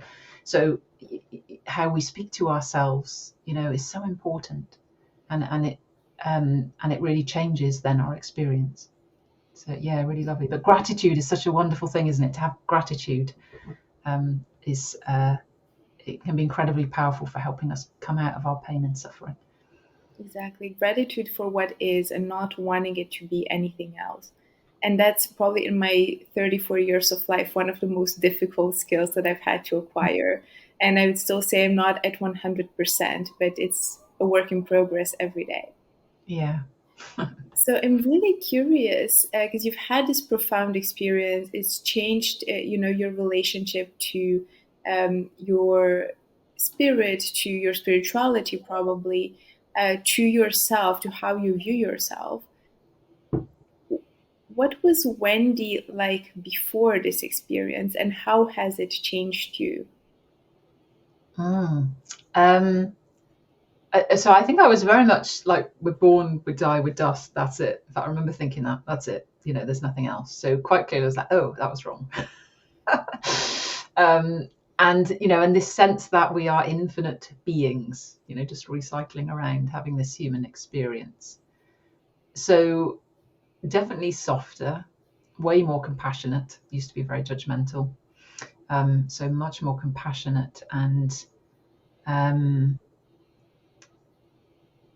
and embracing, I suppose, embracing of all of life, actually, the beauty of life, and what fascinates me, is what I am fascinated with, and I have been, ever since then, is our suffering, actually, this suffering that we're in, and not necessarily the physical suffering, but the psychological suffering, where actually my journey has taken me more and more in light of realizing, oh my God, I'm just doing it to myself. It is a self-inflicted thing. Could you define what you mean by psychological suffering? Yeah, so what I mean is all of the ideas that I'm not worthy, I'm not enough, I'm not good enough, no one loves me, I'm not wanted, all of that, which has us in immense suffering, is all untrue. Because, and again, it's a bit like, where are we referencing ourselves from? If we're referencing ourselves in the world of physicality, that is commonly what we experience, and therefore then why we believe those things. But the truth is, in order for us to really find our freedom, if you like, is to reference ourselves with spirit. And that the pain is our separation from that itself. And I'm not a religious person, I never have been. In fact, I would say I'd actually been quite anti-religious because of seeing it. To me, it just seemed to cause more death, punishment, separation, and wars. And so for me, I didn't really kind of get it in that way. So I'm not religious, but for me, there is the pure energy of unconditional love that is the source of all life, that people would call God, source, the universe, whatever. And or in the different religions, but I think that all religions, actually, the root is love, pure love, all of them, and then the human comes in and interprets, and then it gets lost and misinterpreted. And after I'd had my near-death experience, I sort of started studying all different things. I did Eastern stuff, Tai Chi, Qigong, meditation, stuff like that. But I was also studying psychology. And in psychology, one of the theories is our near-death experience is just something that the brain does at that point in time. And so I started to think, well, maybe it was, and obviously I was on a cocktail of drugs, and so who knows, and began to question it. And then one day I was doing a Tai Chi retreat, and we ate our lunch in silence. That was the first time I'd sort of had this idea of actually being quiet and silent, which is revolutionary in itself. And then the instructor said, I'll find a tree and we'll just do this energetic exercise. Cool, found a tree. And he said, just put your hands, close your eyes. And then, when you're ready, just, allow your hands to just move backwards and forwards. So I began to do this with my eyes closed. And all of a sudden, I lost all sense of my separate self again. I met that same love that I did in my near-death experience.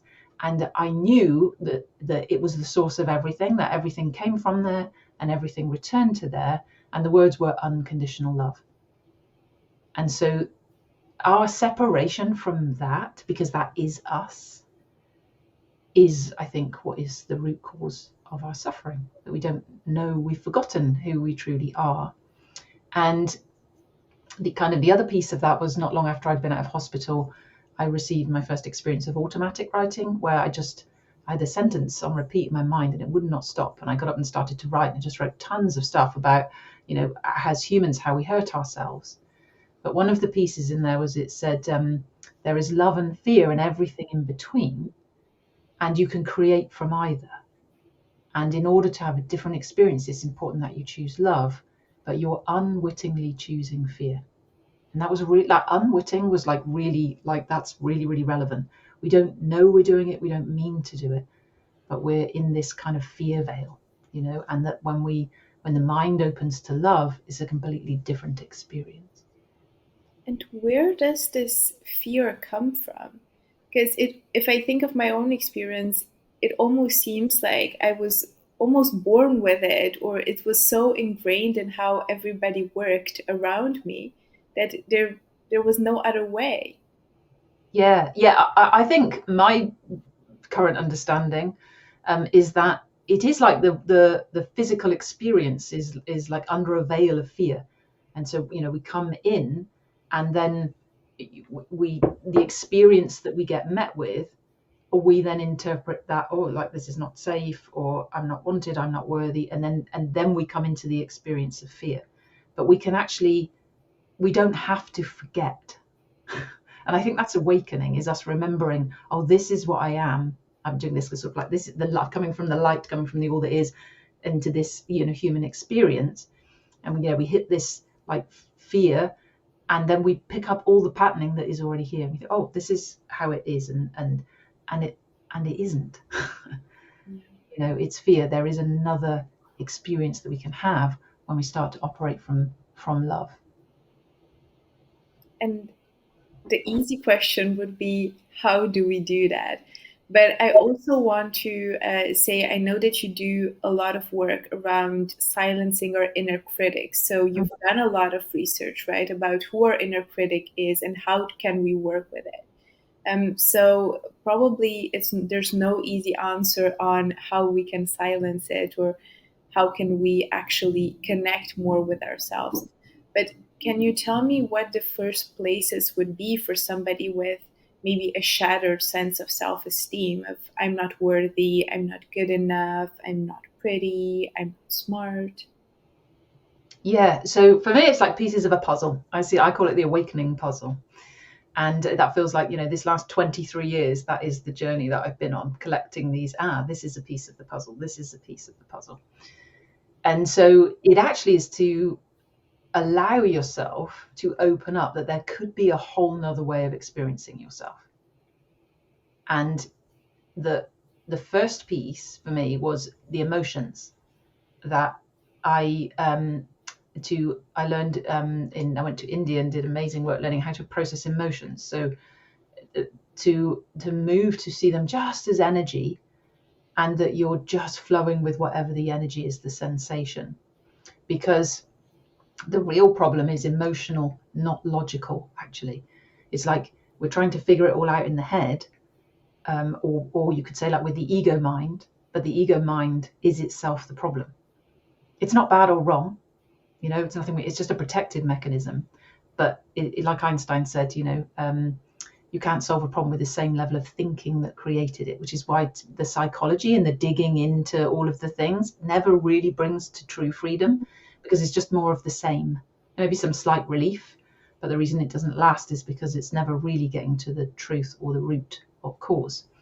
And so it's to surrender the thinking and allow yourself to come into, like, learning to process emotions. That was the first thing I always teach, how to process emotions, so that we can then start to realize more we're energy beings and we're just in perpetual flow. But really, we're, part of the block is, we're in denial of sort of 50% of our emotions because we don't want to feel them. And also, where we felt them when we were young, they seem huge and insurmountable, like, I'll die if I go there. So unconsciously, we're like, don't feel that shame, don't feel that humiliation, don't feel that guilt, And so it's to, I guess, reverse the way of thinking about that, to get a new perspective on that.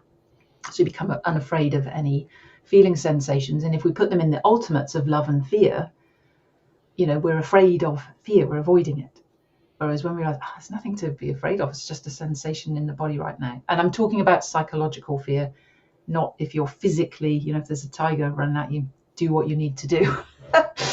That's something happening. But the psychological fear that, will get tense and then all, because whatever energy we're in, the thinking will correspond to it. So if we're in fear energy, the thinking is fear-based thinking, separation, I've got to protect myself, So I sort of see that the ultimate is everything is energy, and we're sort of been caught in fear energy, and the way it functions is pain, suffering, separation, wars, competition. It's just the way it functions. It's not wrong or bad, it's just the way it functions. But the power we have is to choose differently, and when we choose love, it has a different way of functioning. It's an extension and collaboration and connection and things like that. So that's one piece of the puzzle. And then things like tools like forgiveness, and but to really understand what that truly is, that it is, forgiving, the extension of love. So everything is forgiven, which is where we start to actually release our judgment, because our judgment creates separation. And these are things that within the ego mind, we operate in those as if there's there's no other way to be. Of course, this is how it is, but it's to allow the mind to open such that a different perspective can come in. Seeing ourselves as energy, and knowing, like, I have a body but I'm not the body. I have a mind but I'm not the mind. Have feelings but I'm not the feelings, because again, commonly we're so powerful that what we decide for and believe is what we experience, and what we identify with is what we'll experience. So we're just very identified with the psychological mind. So it's and it's like more of an unlearning and a letting go to become your true self. I call your true self your soul self, than it is becoming anything. Definitely. And I have an example that I think fits really well here. So I'd like to ask you how maybe this person could deal with those feelings now that they're a bit more grown up. I used to have this friend when I was in school. I can't remember how old we would have been, maybe 10, maybe 12. But I know her mom, she wanted her to do well in school. She wanted her to be the best, as all parents do, of course. But her way of going around it was to constantly compare her daughter with everybody else and always showcase how her daughter would come short. So whenever I would visit, she'd just say, well, you see, Sabrina got a better grade than you did. And if my colleague got a better grade than me, it wouldn't make a difference. It wouldn't be, that test was not important enough. She'd say, well, this other girl is prettier than you. Why aren't you that pretty? This other girl is just running. Why aren't you running? So this girl, I could imagine, and in the end, we stopped being friends because she was so competitive with me that it just ended our friendship, of course, because I was never very competitive. But I can only imagine if you are raised in an environment where you always have to be the best, and no matter how hard you try and what you do, you're still not seen as the best, and there's other people that are being shown to you as being better. I can imagine that sets you up for a lot of heartbreak and disappointment later in life. When we reach adulthood and we're, by any intents and purposes, we make our own decisions, but we seem to make bad decisions. So, can you walk me through what we can do at that stage? Because I think it's a story that many of us resonate with, sort of understand our inner workings. And I also want to add that from what I know in my friends group, forgiving, exactly what we were talking about earlier, in this kind of a situation, it seems to be very hard for everybody to do. Yeah, two really good questions there. Let's come back to forgiving, and let's look first at the patterns, because that in fact that's another sort of piece of the puzzle is that has me intrigued the most at the moment. I'm kind of making lots of notes on these patterns because I think many of us, we're just running the same pattern. So if we can see the pattern and realize that it is a pattern and a program, it's not who I am.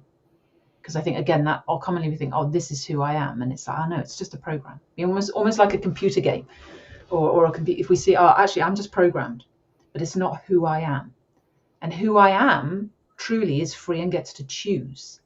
Like, we're that powerful, we can, recreate ourselves in a different way.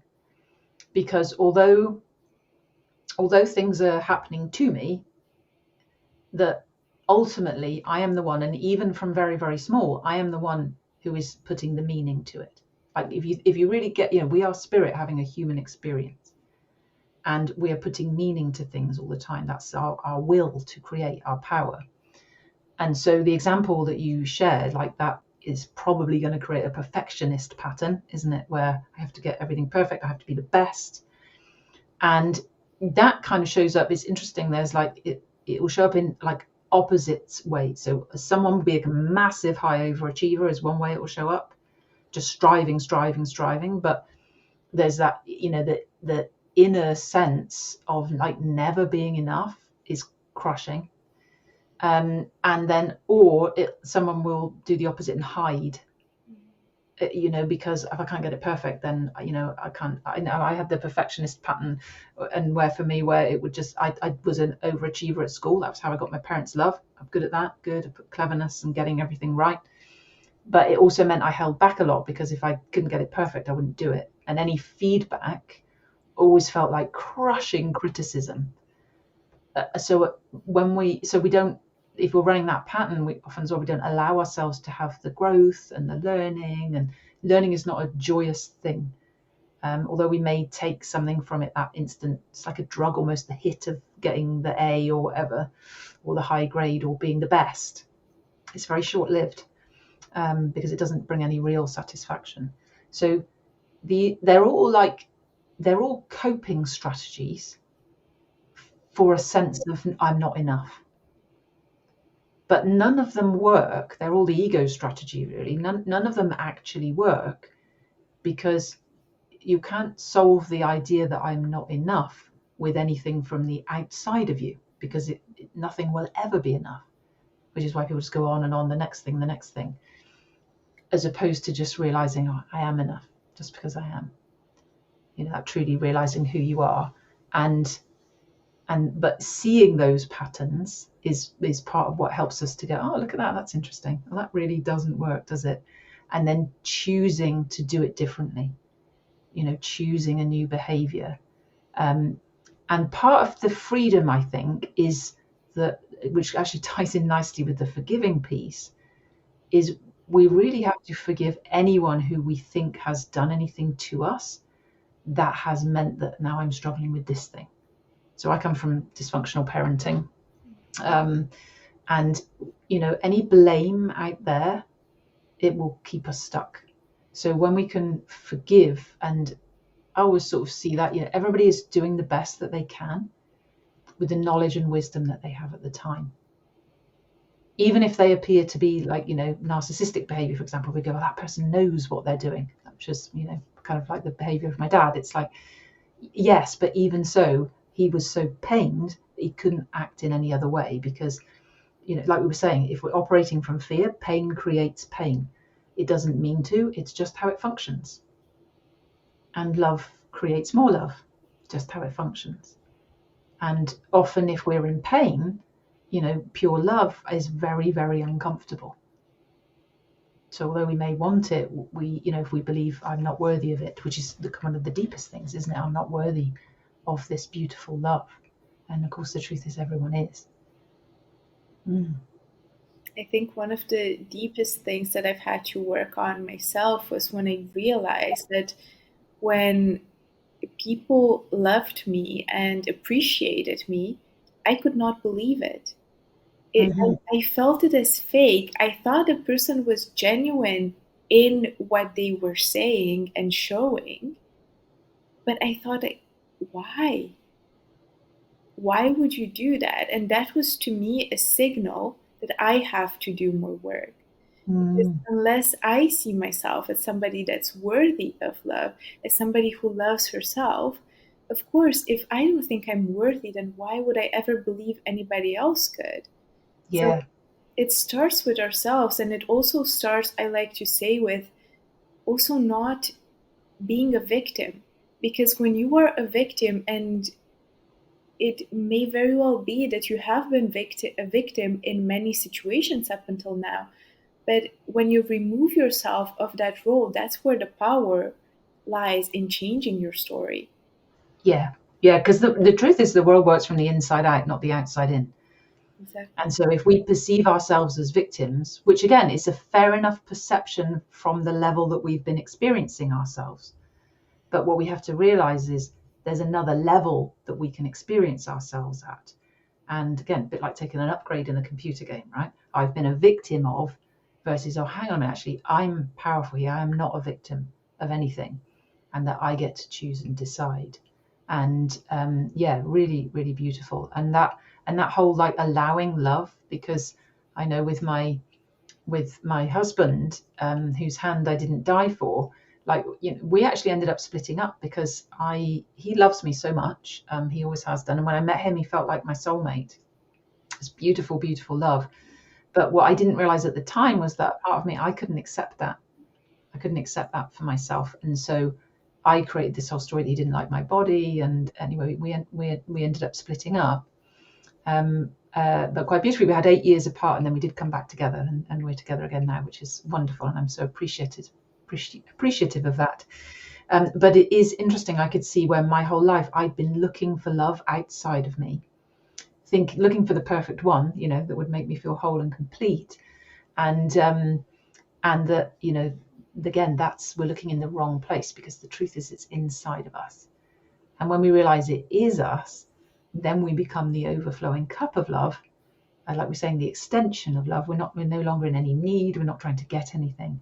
And then we have such beautiful sharings, with everybody, because yeah, it just makes a whole different experience. But it Absolutely. is that lovely thing, isn't it? About, you can only love to the capacity that you love yourself. And it's not to say that people can't come and love us, and that can be really nice and helpful, actually, because people can flourish under the love of other people. But the ultimate is, we have to realize that it is us. Mm. Absolutely. So while we're on the topic of self esteem, I also wanted to ask you about how we build our self esteem. I think often enough, especially today in the world of social media, we get so many opinions and thoughts, right? Asked for and unasked for. Mhm. So what I realized was that a lot of people, will validate you. So you'll get a lot of positive comments, you'll get a lot of positive reinforcement. Oh, you look so good, you're so pretty, that's such a cute dress. Um, and it's very easy to let those comments, especially when they come from friends, boyfriends, partners, people close to you, it's very easy to let that inflate your image of yourself, to the point where if those compliments stop, you're left wondering what happened. Am I still pretty? Because nobody said it today. Mhm. What has changed? And I think I was also looking at some statistics, about plastic surgery, and we even see it nowadays. I think on almost every Instagram page, right? So many women with fillers in their lips. And there's nothing wrong with that per se, but there is something wrong if the standard keeps changing and we keep chasing the next thing, whether it's now fillers in the lips and then it's implants and another thing. It's always like chasing the next thing because somehow you don't feel worthy yourself. And Mm. I wanted to explore with you, how can we deal with this outside noise, which is very well meaning sometimes. In my own experience, because I've always struggled with my weight, and I've had periods where I've lost a lot of weight. I've had periods where I've gained weight. And it's always, I've hated whenever people mentioned it. And I also hate when people say you've lost weight, because it just feels like I'm me. I'm not it, or I don't want people to validate any part of it because it's my experience and I move through it at my pace. So, how do we deal with those comments around us? So such an amazing question. The first thing I want to pull out right from the beginning, when you said, how do we increase our own self-esteem? I want us to think that there's two selves, the little s self and a capital S self. So the little s self is the one who is getting taking our worth from the outside. We could call it the ego too, right? That, 5 people have said that this dress is pretty. Oh, that feels amazing, right? And so it's referencing the outside for, enoughness, validation. It's looking for external validation. The capital S self is the soul, who is essence, like your lovely Thai chap that you mentioned. The essence of him, like no teeth, irrelevant. It filled with the joy of his essence, and that's beaming out, and that's what you see. And we see other people like that in life, don't we? Their essence is so beautiful. The beauty is not a superficial skin-based appearance in any way type of thing. And so that self is internally referenced, and not internally referenced as in the ego mind, because obviously that kind of feels internal, doesn't it? But almost like, source referenced, God referenced, the universe referenced. Is that the knowingness that, I am love, and the beauty of that. And then those give us like a different perspective. They almost are like different minds to me. Like we were saying before, fear thinks in this way, love thinks in this. It's just a very different way of functioning. So I think if you truly want freedom, you want to go for your capital S self and unveiling that so that you can live as that, so that you're not referenced from the outside. But then, having said that, the outside is wonderful for helping us see everywhere that we have some kind of limiting idea. So that if all experiences arising within, what I'm feeling, what I'm thinking, is we have to take responsibility. This is within me. It's nothing to do with the outside. And so if somebody says a good comment and I feel like, or someone says a negative comment, I feel like, ooh, either way, it's happening within me. And then I can just, allow the flow of energy such that then I become less affected by the outside. That feels like the journey really to me, is that small self to capital self, capital S self. We're making this journey to our true self, where we become less and less. The outside is then just interesting and almost like a scientist. It doesn't have any emotional energy in it. It just has, oh, that's interesting. That person didn't like this dress. And those 5 people did. And that's actually making me think about the lovely Wayne Dyer, who I absolutely adored as a spiritual teacher. And I remember a story him telling about one day he'd written a new book, and on the same day, this was back in the days of it, being super paper and things through the post, pre-digital era. On the same day, he received one letter, with absolute gratitude and thanks. This is the most amazing book this person had ever read, and they were so grateful to him, and they thought it was fantastic. And he also received a shredded copy of it from someone who was so mad and thought it was the worst thing they'd ever read, to the point that they were so incensed that they wanted to send it and tell it to him. And he said, this is the same words on the page. So it means nothing about him or the words on the page, because everybody is putting everything through their own perceptive, through their own lenses of life. And I think that when we are in our little S self, we take everything personally, and we're obsessed with ourselves actually, and we think it's all about us. And as we're in the capital S self, we realize that's nothing to do with me.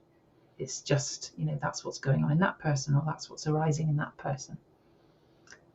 Exactly. I think one of my biggest revelations was definitely realizing that everybody is so busy with themselves they do not spend that much time thinking about me or about anybody else. There probably will be gossip, there's probably judgment here and there. But once I realized, you know what, I'm just going to do whatever I want to do and whatever makes me feel good and whatever I'm happy with. And for me, it's been a big shift because I remember when I was a kid, I used to wear a top, and if you were saying like, "Oh, black," like, "Are you sure?" Like, I would never wear that again because I got that feedback, and I was thinking, "Ooh, no, why would I wear that again? What if somebody else thinks that as well?" And now I just go, "Well, I mean, that's absolutely fine. Maybe it's not your taste. Awesome. You don't have to wear it, but I will." Yeah. It's fine, and I think you're entitled to your own opinion. Absolutely fine. It doesn't bother me at all. But it's the way that I've learned to navigate this, to also understand that everybody sort of references back to themselves. So if they say, "I don't like that dress or that top," they say, "I wouldn't wear that." But you're not asking them to wear that. You're wearing it. So it's just a The important thing shift. here is that, like you were saying, that how I feel about me is the important thing. How do I feel about this top? How do I feel about this dress? How do I feel about me? And that I think often, like, when we're running, because it's torturous, isn't it? When the mind is on overdrive and we are like bashing ourselves, and but it's realizing that that is coming from a deeper place of unworthiness. Is a deeper place, is a deeper story. That's a symptom. If you think, like, the overthought is a symptom, it's not the cause of this. And I think, we're in the symptom trying to alleviate the symptom, not ever really getting to the cause. So as we can get to the cause is when we can create true freedom there. Absolutely. Mm. And I love that we ended up going more towards the, I don't want to call it a feminist, but I think it's mostly issues that a lot of women deal with. And we've sort of taken, how do you even call it? A leeway, I think, into a different path. I'll find a synonym. I struggle with it too, though. I think, actually, maybe they don't say it as readily, but I think it's, I like learning about how men see things, isn't there? Because I think, perhaps generally it is more women, but then maybe more women speak up about it, or so I think that I think many people are sensitive about that, but then and again, I think because the root is the fact that we are not knowing who we truly are, and we're referenced externally. So any sense of not enoughness, we're trying to figure out ways to cope and deal with that. So but definitely a big issue for women, and or it was like a worsening issue, which is so sad. I mean, I think, when I was a kid, we didn't have social media, we didn't have those things. I remember my youngest daughter saying to me, "Oh, mummy, like when you were young, what phone did you have?" And I said, "Oh, I didn't have one." And she was like, the idea that how on earth post on Instagram phone, and but the whole amount of the level of seeing of the physicality, the faces, the selfies, it's like, we might look in the mirror when we brushed our hair in the morning and that was it, then we'd be out to play, and so I often think, oh, what is that doing to the psyche, and all the filters as well, oh, it's got to have this on it, and I've got to pout in this way, and all of, so much external reference. It's fascinating what it will be doing to us. Definitely. I think I've had almost the opposite experience than you did with my upbringing because I was raised in Eastern Europe. So, as you would expect, not necessarily raised, but everybody around me. I mean, I know when I first moved abroad, which was around when I was 20 years old, I moved to Norway, which is almost the opposite of Eastern Europe by so many means. But I could not go to the supermarket without putting makeup on. I could not go because I could not allow anybody to see my bare face. And bear in mind, I was 20, my face was pretty much perfect. Yeah. So it was a brain problem, it was an insight problem that I thought, no, there's no way I could go out like that. And I've been able to find, ever since, I've been able to find the balance to enjoying makeup, enjoying dressing up, enjoying these things. And that's why I do them. But also enjoying when I don't have to do them and not pressuring myself to look any type of way. I like looking put together, but I also know that that's not how I want to look like every day, because I don't want to put that time and effort in every day. And I think being okay with all of those sides of you and understanding that, there's a person with multiple facets is just key. Yeah, and the more you're in your true self, then you're just playing. You just get to play, which is a wonderful lightness. Yeah, because I think that's the other thing, that the more that your soul is there, it's light. Everything's light. It's not heavy, which is a relief, and a very different experience, which is nice. Mm. So coming back to, those of us that maybe struggle with different kinds of issues, say hopelessness, grief, depression, um, what would you say is the best way to deal with that?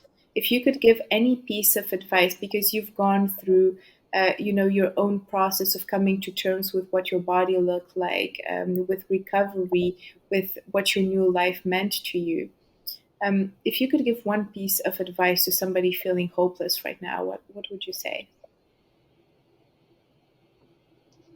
I think it would be that actually, like, learning to process emotions, because I think that, they are the block, and that what I found through, and when I say process, I mean is that you come to the emotion and you see like the rawness of the emotion itself, and you be with the energy of it. And what I found was things would open up, and I would always find peace. The difficulty often is being willing to let go of the story, because it's what we are thinking, that we are thinking is fact. That is often then why we're feeling like we're feeling. And that, but one bit of hope, because obviously that's a journey to go on, right? But one bit of hope would be, there is another way. There is another way to experience yourself, and that way is love, and it heals everything. Beautiful. Mm. Wendy, how can people find you and your work? So my website is wendy-harrington.com. And I have two books. One is called Process and Prosper, and the other one is called From Vegas to the Pearly Gates. They are both available on Amazon. Vegas to the Pearly Gates is my memoir and my story through my illness and the spiritual awakening that followed. And Process and Prosper is a very short book that was designed to help process emotions. And in there, actually, it's a 7-step process when I wrote that, but actually now I teach it as a 4-step process, just because I simplified it. I do a regular masterclass, so that's on like Inner Champion to Inner Critic. It is more aimed at people who have a sense of calling, and that there's something that they feel like they want to do in the world, and they know they're holding themselves back. But I do share on there about, I share the 4-step emotional processing strategy, and actually the things that are in the way of us experiencing our true selves. So that's wendy-harrington.com/masterclass. And then also on social media. So I'm on Instagram, I'm on Facebook. Always love to connect with people. So maybe I can give you some links. You can pop them with the, I've got a Linktree link, maybe I can give you that, and you could share. Yeah. We'll add everything in the description below. And I would definitely want to ask the audience as well, because I think we've been talking about a lot of topics that we said, maybe are more relevant to women. But I'm just curious, when you're watching this, just let us know in the comments below if you're a woman or a man and how much you can relate to what we've talked about. Because that will give us an interesting backstory as to how prevalent these things are in today's society. Yeah, because I tend to work with women, and I often have men that say, well, this is relevant for men as well. So I'm like, yeah, I get it. Like, negative self-talk is relevant to all of us, right? Everyone struggles with that. So and not everyone, but many people of both sexes struggle with that. And many of my friends, we were talking about examples, and I could see many of my male friends as well in those patterns. So definitely not just exclusive to women. Yeah, because it feels like it's not a man-woman problem, it's a human problem. Exactly. Yeah. Yeah, human spirit problem. That's what's going on, the idea that I'm just this limited thing. Fantastic.